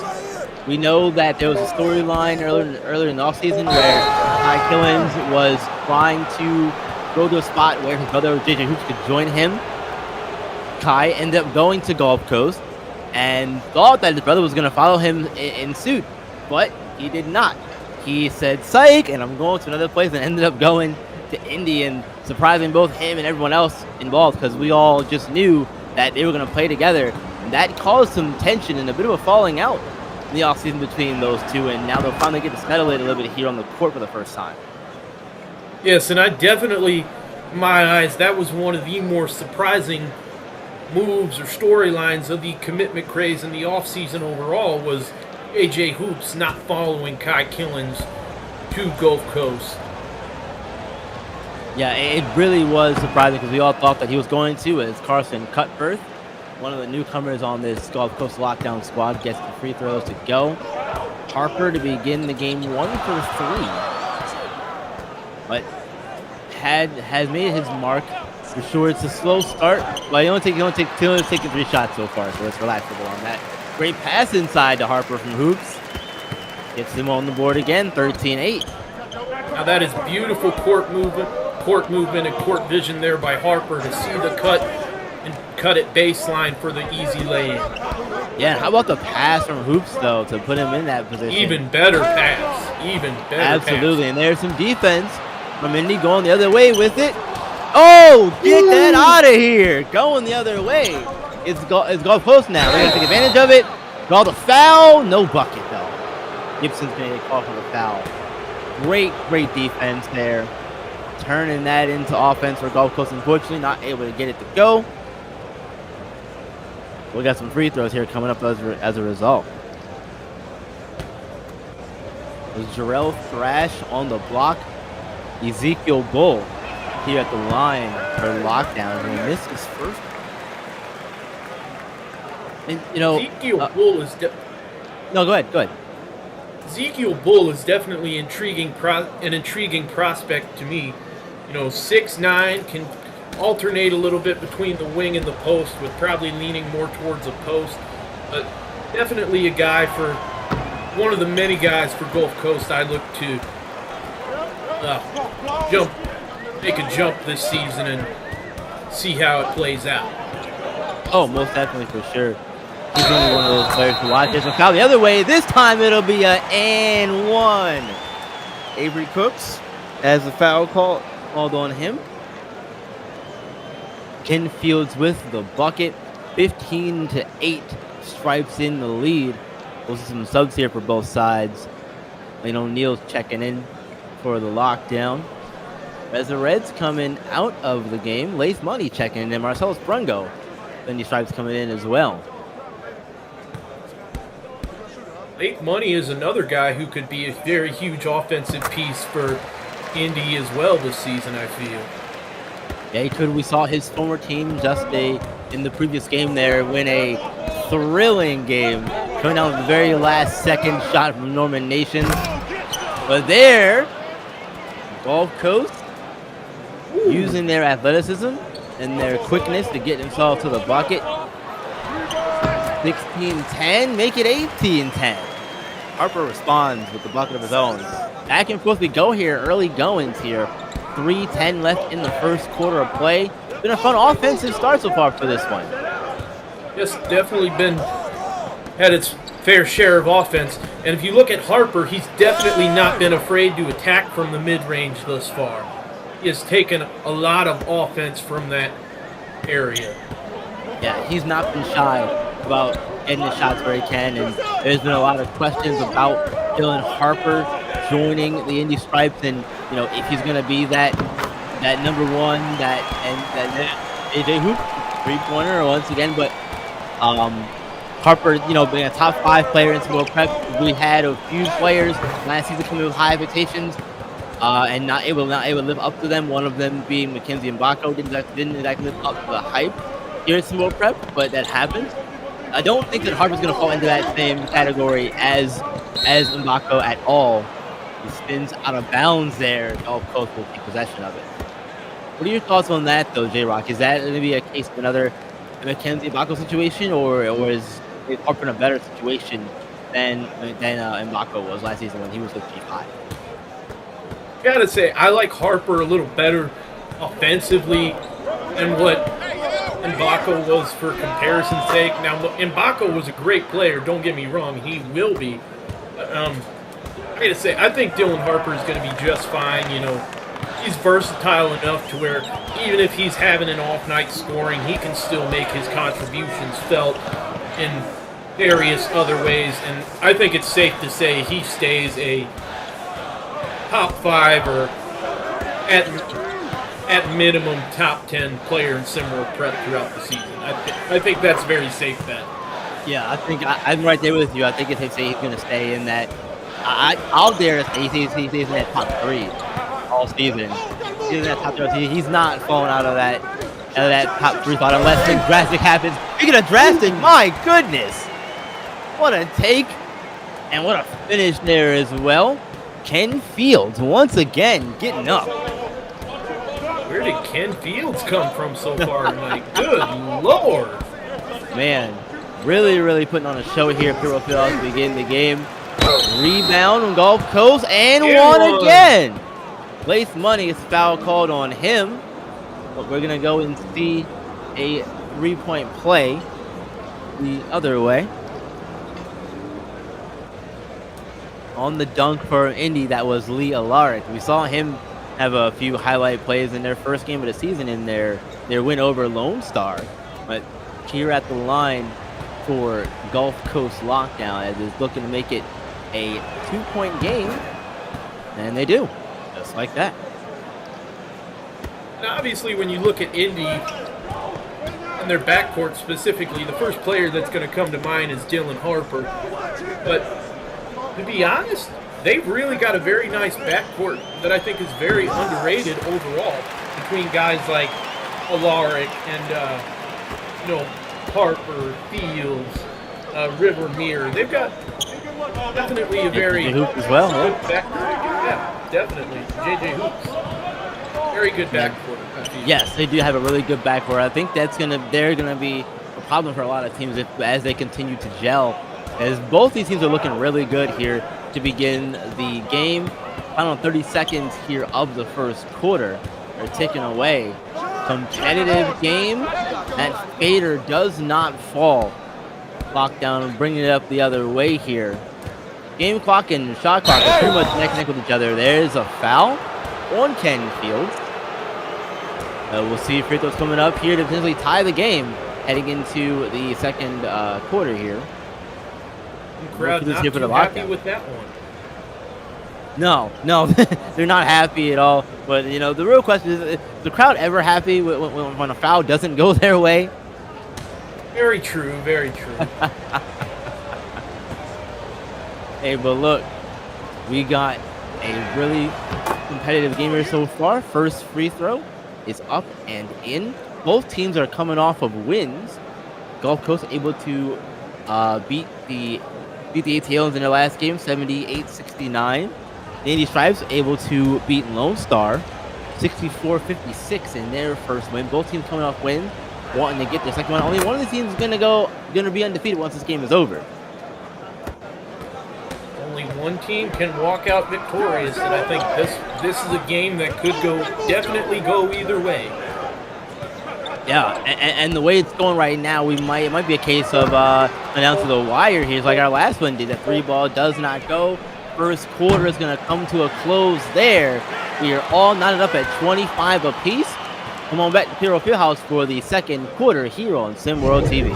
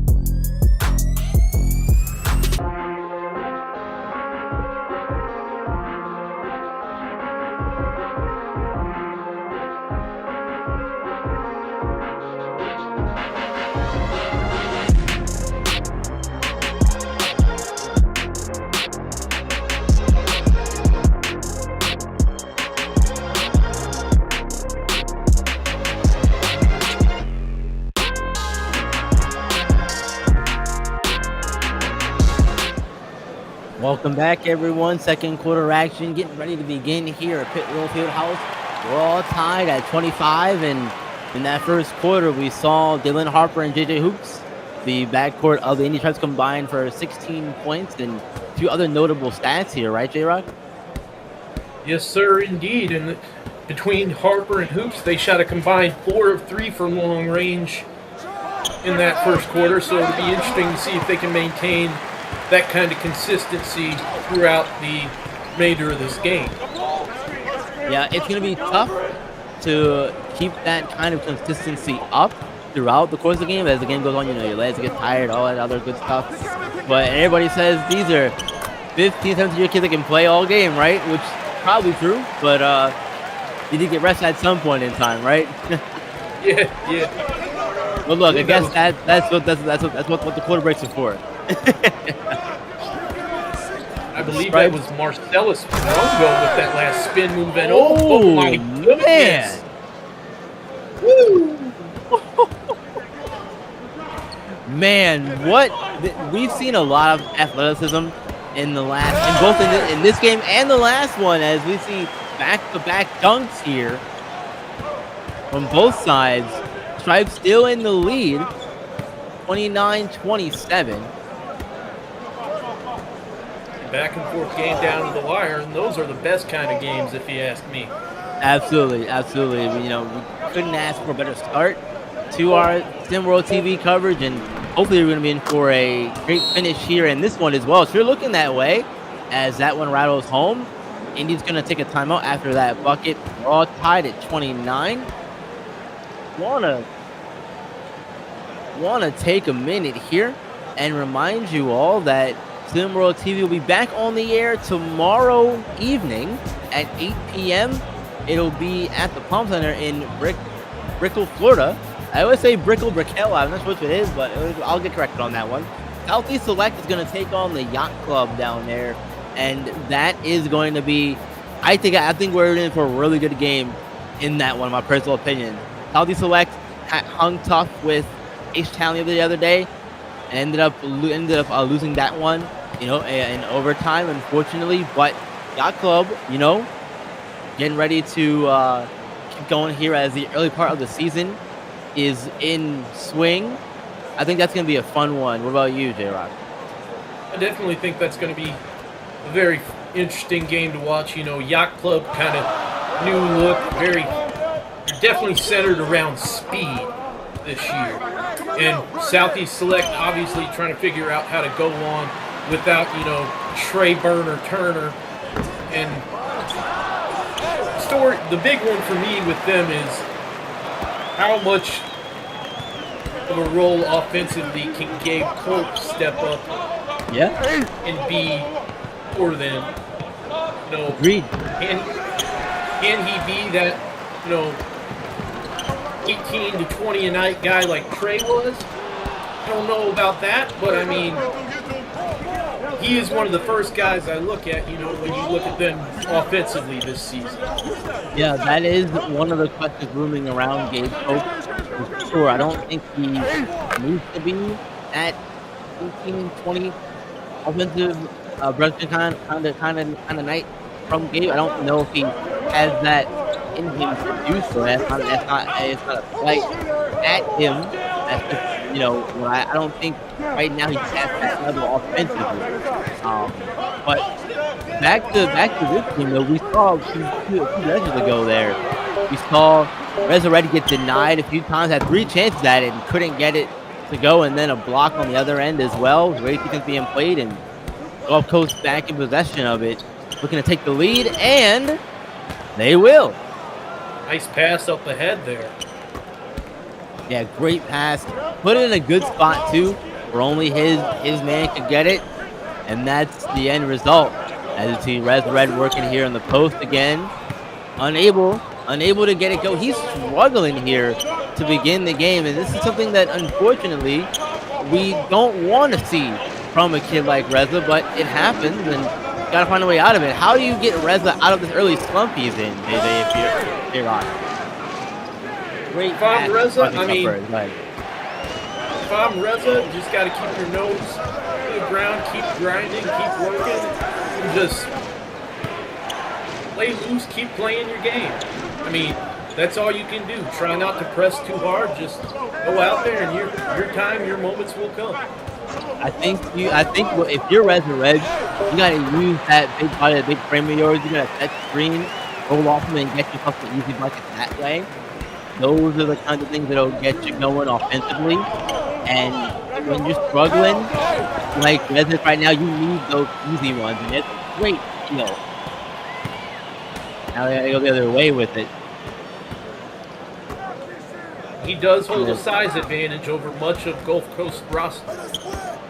Yeah, he does. And when, like I said, when you're that big and you're that tall at the age of, there's a great block.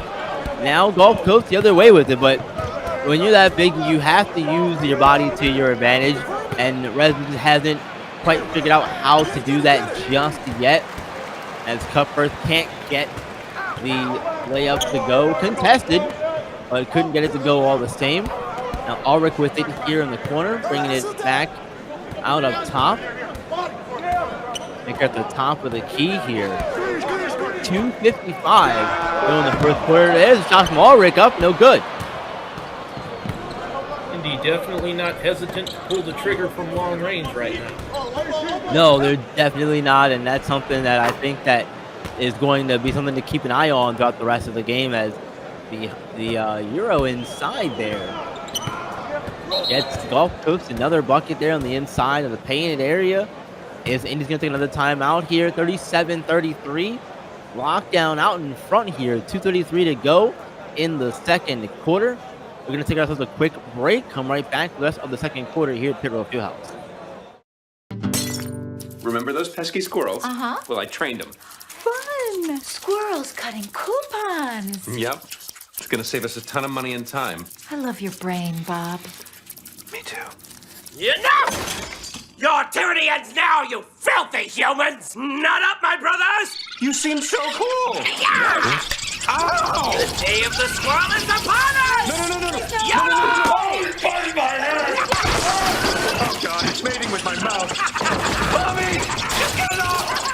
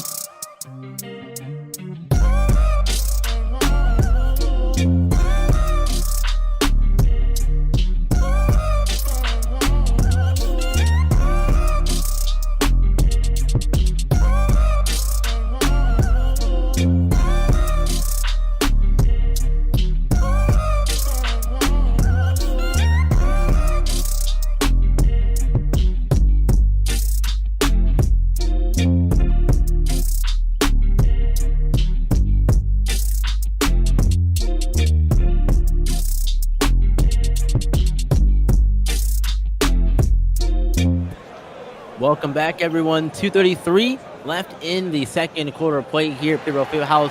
37-33, Gulf Coast in the lead, and J-Rock, they have looked extremely efficient all game so far, shooting 70% from the field. And, you know, you're going to win a lot of games shooting like that. Yes, without a doubt. If you shoot really honestly anywhere over 50% pretty consistently, I mean, chances are you're going to win more games than not. Yeah, if they can keep even half of that up, they'll be just fine. Oh, absolutely. There's an off-ball foul there on Andrew Gibson. It was going to go Gulf Coast's way. It was going to go the way anyway, more than likely. That just avoided a fast break opportunity there, which may be a good thing if you are Indy, as they ramp up the pressure here on the half court set. JJ Hoops guarding Cutbirth, trying to get by him, unable to. Pesky defense there from Hoops, not giving him an inch. Defense there by Hoops. Absolutely. Shot clock winding down here. Got to get a shot off. They do. No good, though. Great defense there, though, from Indy, holding them and forcing the late shot in the shot clock. And when it gets to be that low, you just got to get a shot off at that point in time. Now look at Hoop trying to go to work here. Unable to, but tries to take possession of it.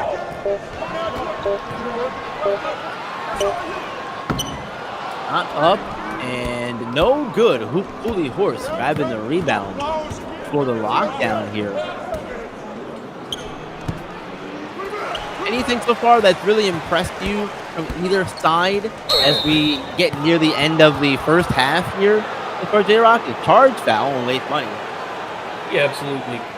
Ran his over right there. Good night. He absolutely did. Just ran through him. Go ahead.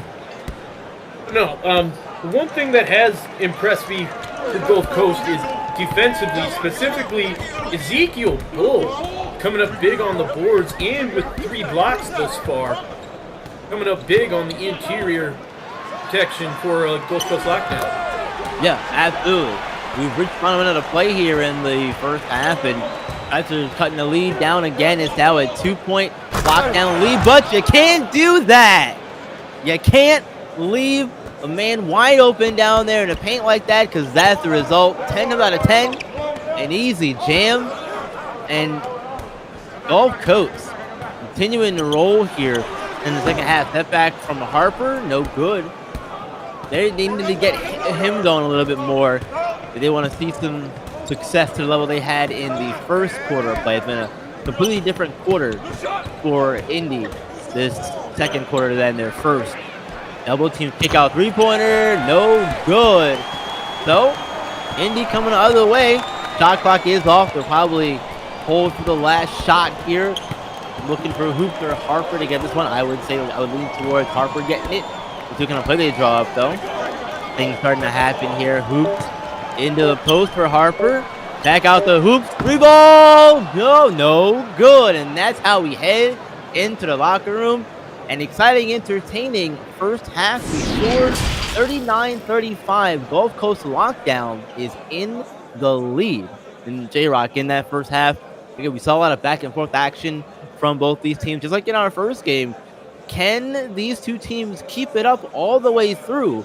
Or will there come a point where one of these teams runs away with it? And if so, how does it happen if you're Gulf Coast for argument's sake? For Gulf Coast, I mean, they're just going to have to maintain the defense, the great defense they have had on the interior, and force, create their offense off turnovers like they have. And with Indy, you got to get Dylan Harper going in the second half. Started out hot, you got to get him back going again on offense. Yes, I definitely agree. Got to get him going. We'll see what kind of changes these teams make. Second half action coming at you pretty soon. Don't go anywhere, folks. Come on back. Still waiting for a big smile out of you. You're up 2-0. What's the story? Are you not happy, or you're only half happy, or? Still to be happy about. You're up 2-0. Job's not finished. Job finished? I don't think so.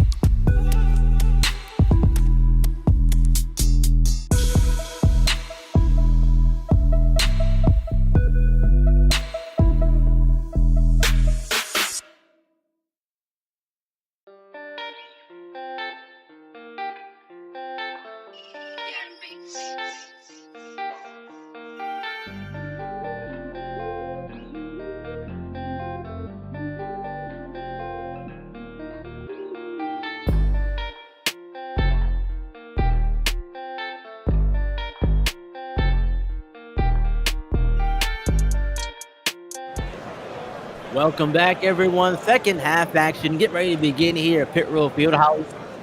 And it's 39-35, Gulf Coast in the lead. While you're here on YouTube and you're in the stream, hit the like button, get those stream likes up. We'd appreciate it here. It just helps us grow. And speaking of growing, Gulf Coast looking to grow their lead here in the second half. They've had everyone score on their team so far in the first half. There's another pretty shot. Wow. Over Dylan Harper, no less. Go ahead, J-Rock. Definitely a very balanced, spread out offensive attack from Gold Coast. You love to see that. Yeah, and there's the man everyone wants to see more of in the second half, Dylan Harper. Get him the ball. He only played, 3 minutes in the second quarter and only had 2 points so far because, it wasn't on the court a whole lot. He only had 10 points in the first half. 8 of those came in the first quarter. It's not a good sign if I'm Dylan Harper and Coach Uragane. Get him on the court. He needs to be on the court for you guys to be successful. It seems like in the offensive flow. He definitely needs to be on the court for Indy to have any shot at winning, quite frankly. And to be honest, if you classify a group of players who should probably never come out of the game, Dylan Harper is probably the top guy on that list. Oh yeah, he's definitely on that list for sure. Great defense turned to offense. Yes, it does. Hoops. Hit the middle line jumper to fall. 41-39. Maybe it'll be a spot where, Harper doesn't have one of those great nights, but JJ Hoop pitches in and does his part to fill in and pick up for Harper, and that's what it's all about. When you're, in any team-oriented sport, you have to be able to pick up for your teammates. As Cudworth gets the 3 to fall.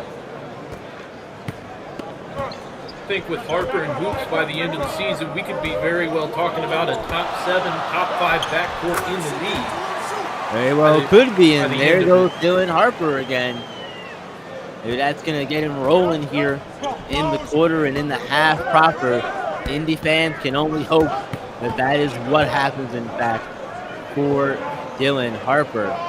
But as we get started here with the second half of play here, I know we spoke about it during the halftime analysis portion, but now that we're here properly in the second half, let's go to Indy now.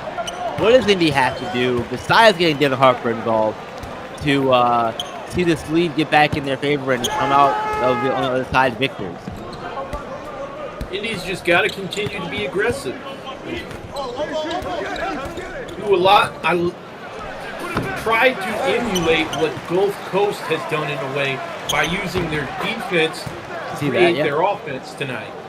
I mean, neither team has really been, crushing it from beyond the arch. I think that's going to be the story offensively for both teams tonight.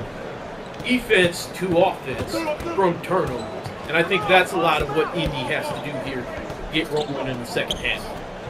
Yeah, turning those, making those turnovers hurt. As there's Reza Red, it's the coach move inside, getting in the bucket, making a 3-point lockdown lead, 46-43. But Gulf Coast looking to respond, and they do in a big way with a two-handed jam. Big time stuff there. Absolutely huge, and the crowd is booing Kai Killen on that one. It seems like they know something. They know the story coming into this game between the brothers, and they're letting them hear it. Letting the young man hear it, I'm sure. Parents of Hoops and Killens are in attendance and wish to perform. And hopefully they're, maybe they're playing into it as well on either side, rooting for one state each. I don't know, but hey, they're just having fun. Hopefully at the end of the day. Or maybe it's a situation like Mama Kelsey at the Super Bowl where she had to split Jason Kelsey and Travis Kelsey jersey. Maybe it's one of them situations. Right, exactly. That's looking at the jerseys, though, that's a wild combination of colors, let me tell you, man. Ooh. I gotta admit, it didn't.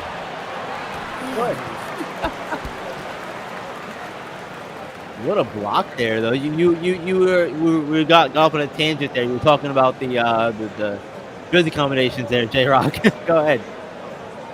Yeah, no, I gotta admit, that Eagles-Chiefs jersey combination was not as bad as I thought it would be. It was not as bad. I will take your word on that one. I don't remember what it looked like, but I'm envisioning in my head, and personally, I'm not a fan of the colors, but that's just me. That's a me thing. All Rich for three. Good. Bang, bang. 52-46. Crowd's starting to come alive here. in Indy, and they need the crowd to get back into it. But that's not going to help at all if Gulf Coast keeps going down and keeps scoring on their own as well every time down the floor. They'll have a hard time getting into it. It's a seesaw, back and forth thing. You score, we score. At some point, Indy's going to have to make some stops with consistency. That is the one thing I preach at really any level is consistency, and that is another good bucket there by, I believe, Lee Alaric's starting to come alive a little bit in this third quarter. He's got his ankles broken, though. Hang on a second. Oh, man. You had the first part of it done. He was behind you. All you had to do was finish and make the basket. Cupper was able to do it there, but you know what? It happens, I guess, right? $1 million move with a penny finish. Yes, sir. Yes, sir. Great defense there, though. Gulf Coast. Big kids inside are really playing their role here for Gulf Coast, protecting the paint when they have to, getting hands up in the face, being active, and that's what it's all about sometimes. It's there from lockdown. Now Alaric the other way, inside to Red. Red with the layup, but you gotta go up stronger than that, though, with the man trailing the play, because it almost turned into a block. I'm honestly surprised he didn't go for the dunk there. And, He will. Yup. He didn't hesitate. No hesitation whatsoever there. There's a timeout on the floor. Indy took a timeout there. 56-50. Gulf Coast in the lead. 1:25 to go in the third quarter. Come on back.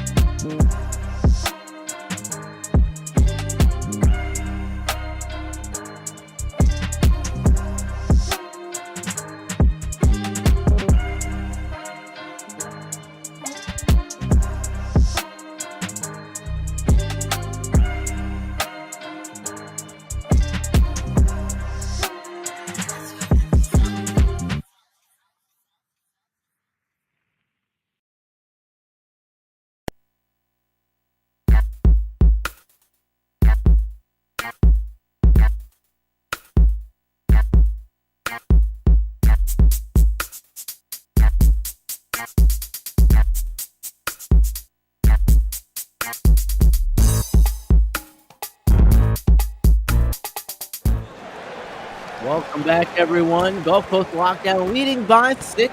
1:25 to go here in the third quarter. Carson Cuthbert for Gulf Coast closing in on a pretty good triple-double. He's got a double-double so far. I apologize. He's got 7 points, 3 rebounds, and 7 assists.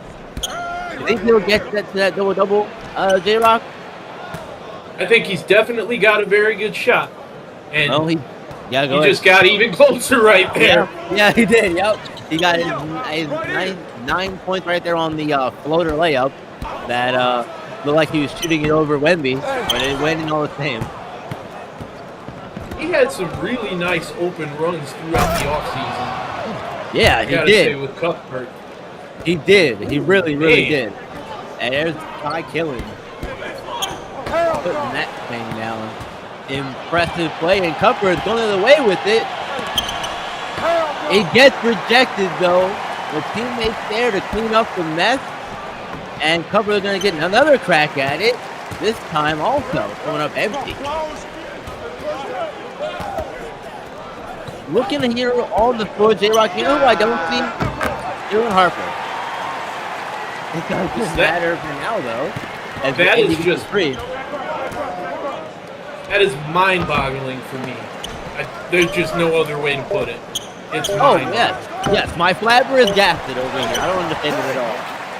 But third quarter comes to a close, 60-53. Gulf Coast lockdown in the lead. Fourth quarter coming up. Don't go anywhere, folks. I think it's going to be an exciting finish.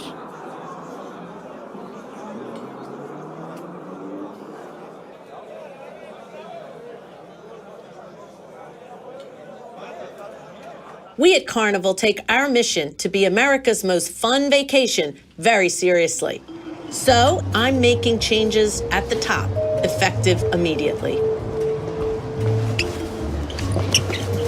Mr. O'Neill is perfect for the job. His unparalleled passion and unique business acumen are a tremendous asset. I need those numbers by 5 o'clock today. Duck. Goose. Just hit me on the email, Shaq@carnival.com, and 4 tickets will be delivered to your house first thing in the morning. Who is this? Have you not heard? No. Well, what? CFO. Oh, really? Want to know what else? Tag, you're it. Run!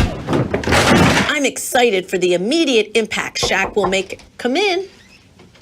President Duffy, I turned the conference room into a ball pit. Marco Polo in 15. Choose fun, baby.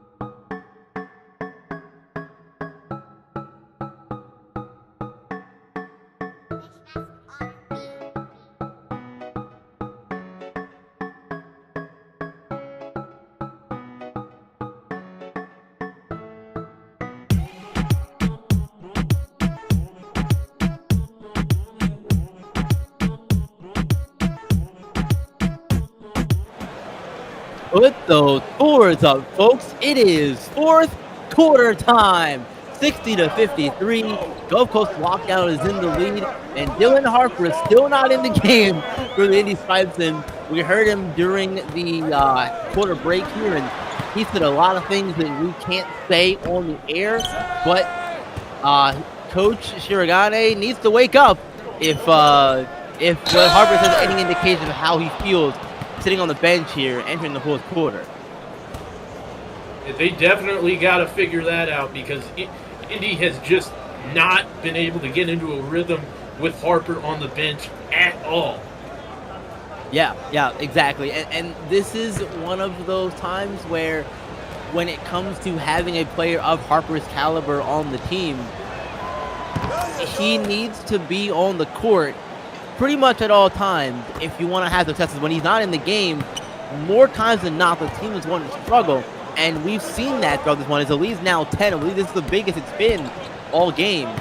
63-53. There is a foul on Cooley, of course. Ooh, we got a flagrant.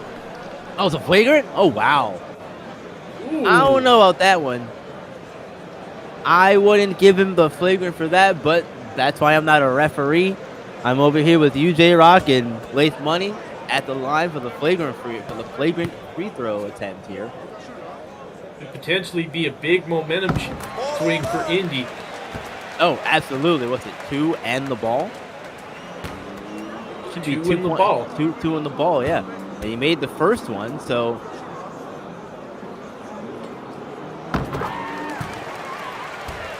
55 points now for Indy after the free throws there from Money. They'll retain possession of the ball, and Dylan Harper is still here on the sideline, is losing his mind over here. He is not happy at all about being on the bench. Coach Shiragane needs to do the smart thing and get back on the floor, and there he is now as he entered the game. Lee Alaric. Oh! Lee Alaric. My goodness, what a rise and jam. A man 6'1", but he did not. Ooh, man, he did not care at all. 6'1" or not, I'm stuffing it down your throat. Absolutely.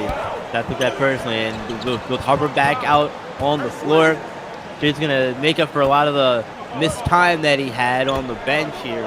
You'd expect him to. And, you know, we had said it during the break that maybe Shiragane was saving him for the fourth quarter, saving all his energy for the fourth quarter because he knew this was going to be a game where he might need Harper in the fourth quarter. He didn't play a whole lot in that second or third quarter, really. Oh, it went in! No, it's an own goal situation sort of thing. Oh, my goodness, that's unfortunate.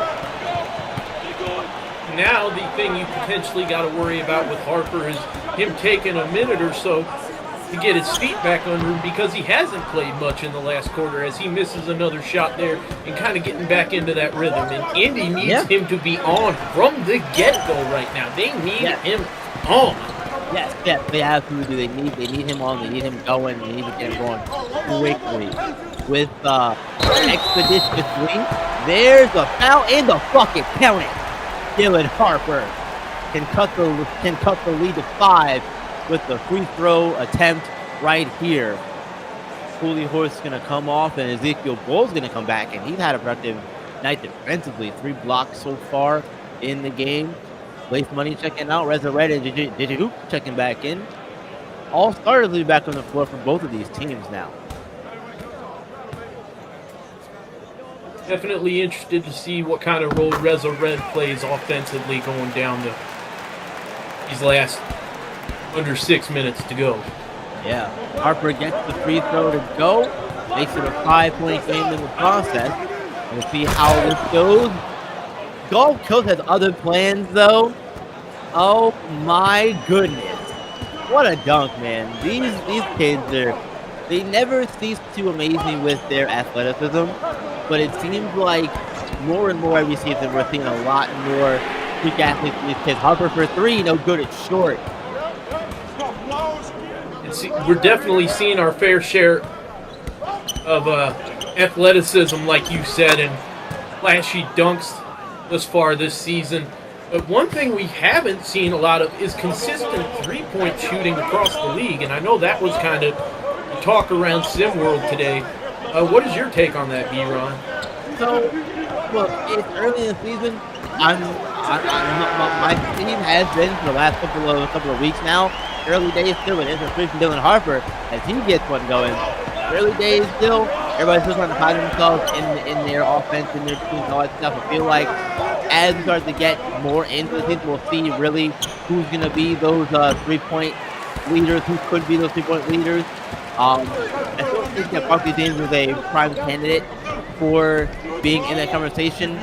Ethan Letterman as well could be in that conversation, I think. Mahmoud from the AC Aliens also could be in that conversation, as well as some of your top 3-point shooters in the league this season. A Red jumper? No good. The Stripes, no fault of their own. They're trying to fight back in this one. Shots haven't been falling for them, but they still have to get to a point where now we're getting late in the game where they have to start executing and being perfect, and Gulf Coast not having any of it, though. Strong defensive effort on their side leads to a lot of frustration with their Indy. Oh my goodness. Lord. Lane O'Neal once again throwing it down hard. As now Coach Shiragane and Indy will take another timeout here. They've got 3 left here going down the stretch. 3:31 to go here in the fourth quarter. 71-63 lockdown lead. We're going to take a quick break. Come on back.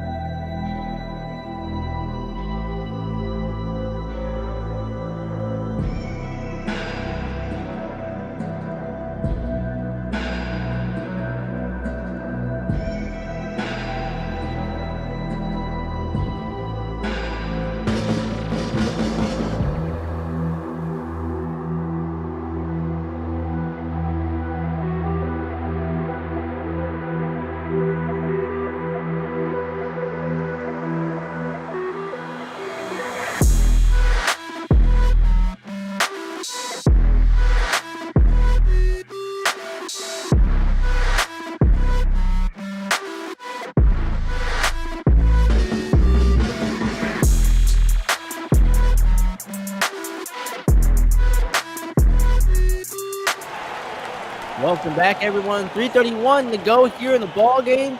If you're liking what you're seeing so far and you want to be a part of the SimWorld Hoops, SimWorld Prep community, go ahead and join us on Discord. That is discord.gg/SimWorld NBA. SimWorld Hoops. My apologies. SimWorld Hoops. I still got the old Discord name in my head. We've been using it for a long time, but we got it. We got it right. Discord.gg/SimWorld Hoops.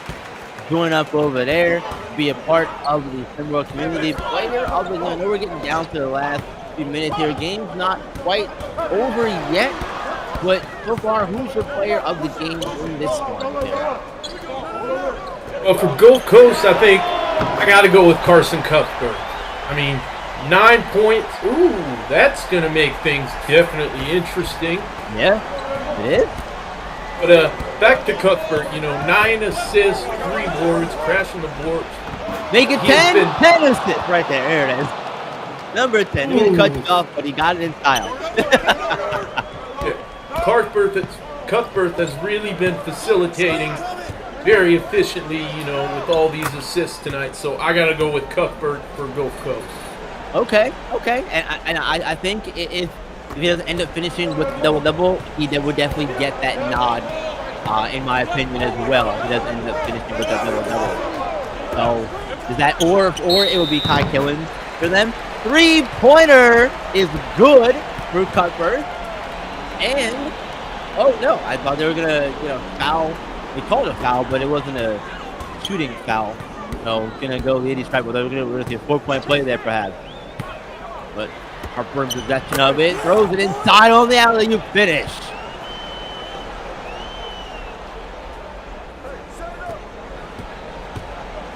Indy just seems to play so much more efficiently and eye test-wise better overall with Dylan Harper on the floor. Yeah. I would say I'm surprised, but I'll be lying to you. I'm a bad liar. I'm not going to do that to you tonight. That's a red, and that's a foul call on him. Andrew Gibson went up and got that pass to Harper and finished the bucket there on the alley-oop. We'll see more free throws here for Gulf Coast Lockdown. 6-point lead, looking to make it 8. It's Ezekiel Bull at the line for Gulf Coast. He's had a pretty good night. Yes, he has on the defensive end. Quietly good defensive night with a couple blocks. Pretty efficient on the boards. Yeah, he has. And the thing about Gulf Coast tonight is that they've been balanced all across the board. Everyone on their team has scored some points. For Indy, it's been Dylan Harper. Unfortunately, he hasn't played up much of the game, but he still has 22 points left with the stats here, coming into the last 12 minutes here of the game. So he's on the floor now. He only stays out there and he's going to get himself a rebound. Gibson gets himself rejected, grabs a rebound, up and in! And one! Deontay Joyce gets called for the foul. Andrew Gibson gets the bucket and now has a chance to make it a 3-point game here with 1 minute and 41 left in this one.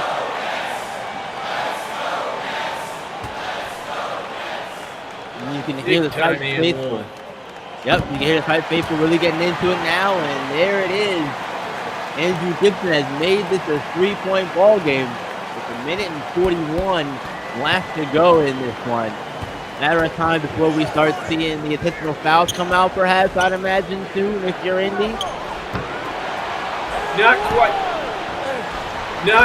yet if I'm Indy. Not quite yet? Not quite yet. We got time, and I think that's gonna make it a 1-point game. Yep, it's a 1-point game here. J-Rock, we've been talking about it all game. Thought it would be a good one, and coming down the stretch here, it sure is looking that way. We are at the final minute 10, and Gulf Coast didn't respond. Kai Killens fired up about that one. Wants to get the win over his brother, JJ Hooper, had him in the back, and ends up going to Indy.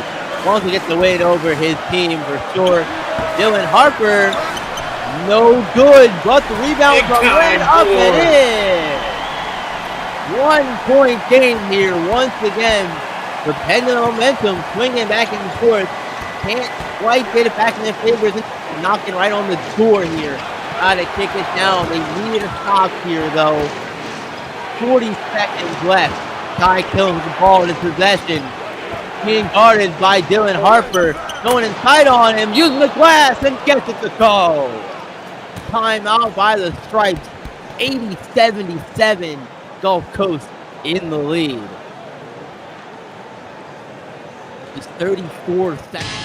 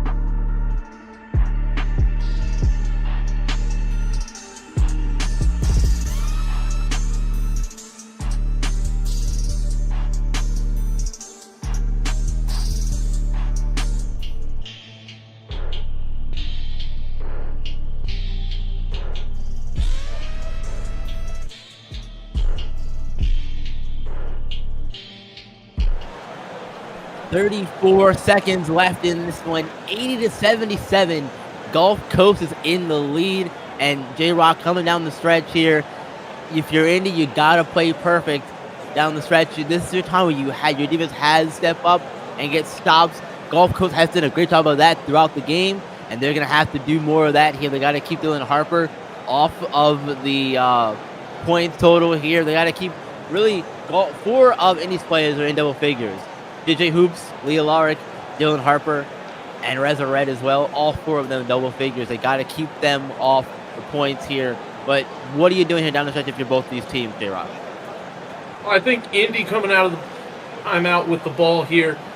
First thing I look to do is I look to free up Dylan Harper for a shot from the outside. And if that's not there, I look to open up Reza or somebody inside for an easy 2 and then a quick foul. Yeah, well, there's Harper. He gets the shot inside. Maybe not the one he wanted, but is unable to fall, and now we're playing the foul game here.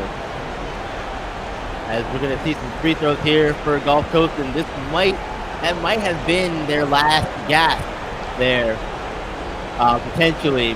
If these free throws fall, I think that we could be talking to being wrapped up here pretty soon. Gulf Coast ends up pulling this one out. Big storyline is going to be, is there more drama brewing this season for Indy, potentially? Absolutely. They do not need any more of that. No, they sure don't. They sure don't. That, coming into the season, though, we talked about that. Could Indy put the drama aside, avoid drama, stay out of drama, all that stuff? And it seems like, even with everything that's going on, the answer to that, at least here early in the season, to be no. Because we've seen Dylan Harper tonight only play, 17, 20 minutes total. And I can hear Dylan Harper screaming in this huddle right now. He is not happy in every sense of the word. And honestly, I don't blame him with the way that he's been utilized tonight. I wouldn't be happy about it either, J-Rock. And he is definitely not using some Sesame Street friendly language in that huddle. No, not at all. Not at all. In the last 22 seconds here, look, he hasn't played a lot the entire game. If he would have been in the game more, I don't think this would be where it is right now, I think it would Without be a different doubt. story. Without a doubt. It'd be a different story It's a if totally Dylan Harper had different played game. more of this game. It's a totally different game. And if Gulf Coast still pulls this one out, I think that's going to be what cost Indy the game. Yes, agreed. Benching Dylan Harper. Yes, agreed, 100%. And I'm sure that that's going to be brought up in the post-game press conference if that indeed does come to pass. If Gulf Coast does end up walking away with this one. Harper from 3, good! Hang on a second. Let's not get too ahead of ourselves. I know I was going to go about being a dagger perhaps, but we can hold off a little bit on that for now because, Harper made the 3. Good Ty Killens. I believe that's a 2. It was a 2? It was a 2. Yeah, it was a 2. It was a 2. I thought it was a 3, but put on the line for that one is Killens gets the first free throw to fall. And these are killers here, especially, since that was a 2. Oh, but he missed the second one. Up the other way here quickly. Harper with it in his hand. I think he's going to take it himself here, looks like. 10 seconds here. Pass back out the red. Reball no good, and that is going to wrap this one up. Last pass foul there, and I don't know why we're fouling this one. The game is over, really. And Dylan Harper expressing his frustrations on the court once again. Absolutely. This is getting ugly really quick. Yeah, but on that possession, he gave it up though to give it back and didn't get it back. So maybe there's look. You can read into a lot of stuff, and we can save that for when we have more time. Right now, we're running out of time here, but that's not a good time with Harper in general. Frustrated for sure, throwing his hands up in frustration, not happy about this one at all. Neither is the Indy Tribes, but is happy. Gulf Coast Lockout, they moved to 2-0 on the season. 84-79, they get the win, and Indy falls to 1-1. For everyone here on SimWorld TV tonight, for J-Rock, production people in the truck, I'm B-Ron. Remember, you guys, SimWorld, the only place where you can see the game, be the game. We'll see you tomorrow for another game on SimWorld TV. This has been a presentation of SimWorld Sports.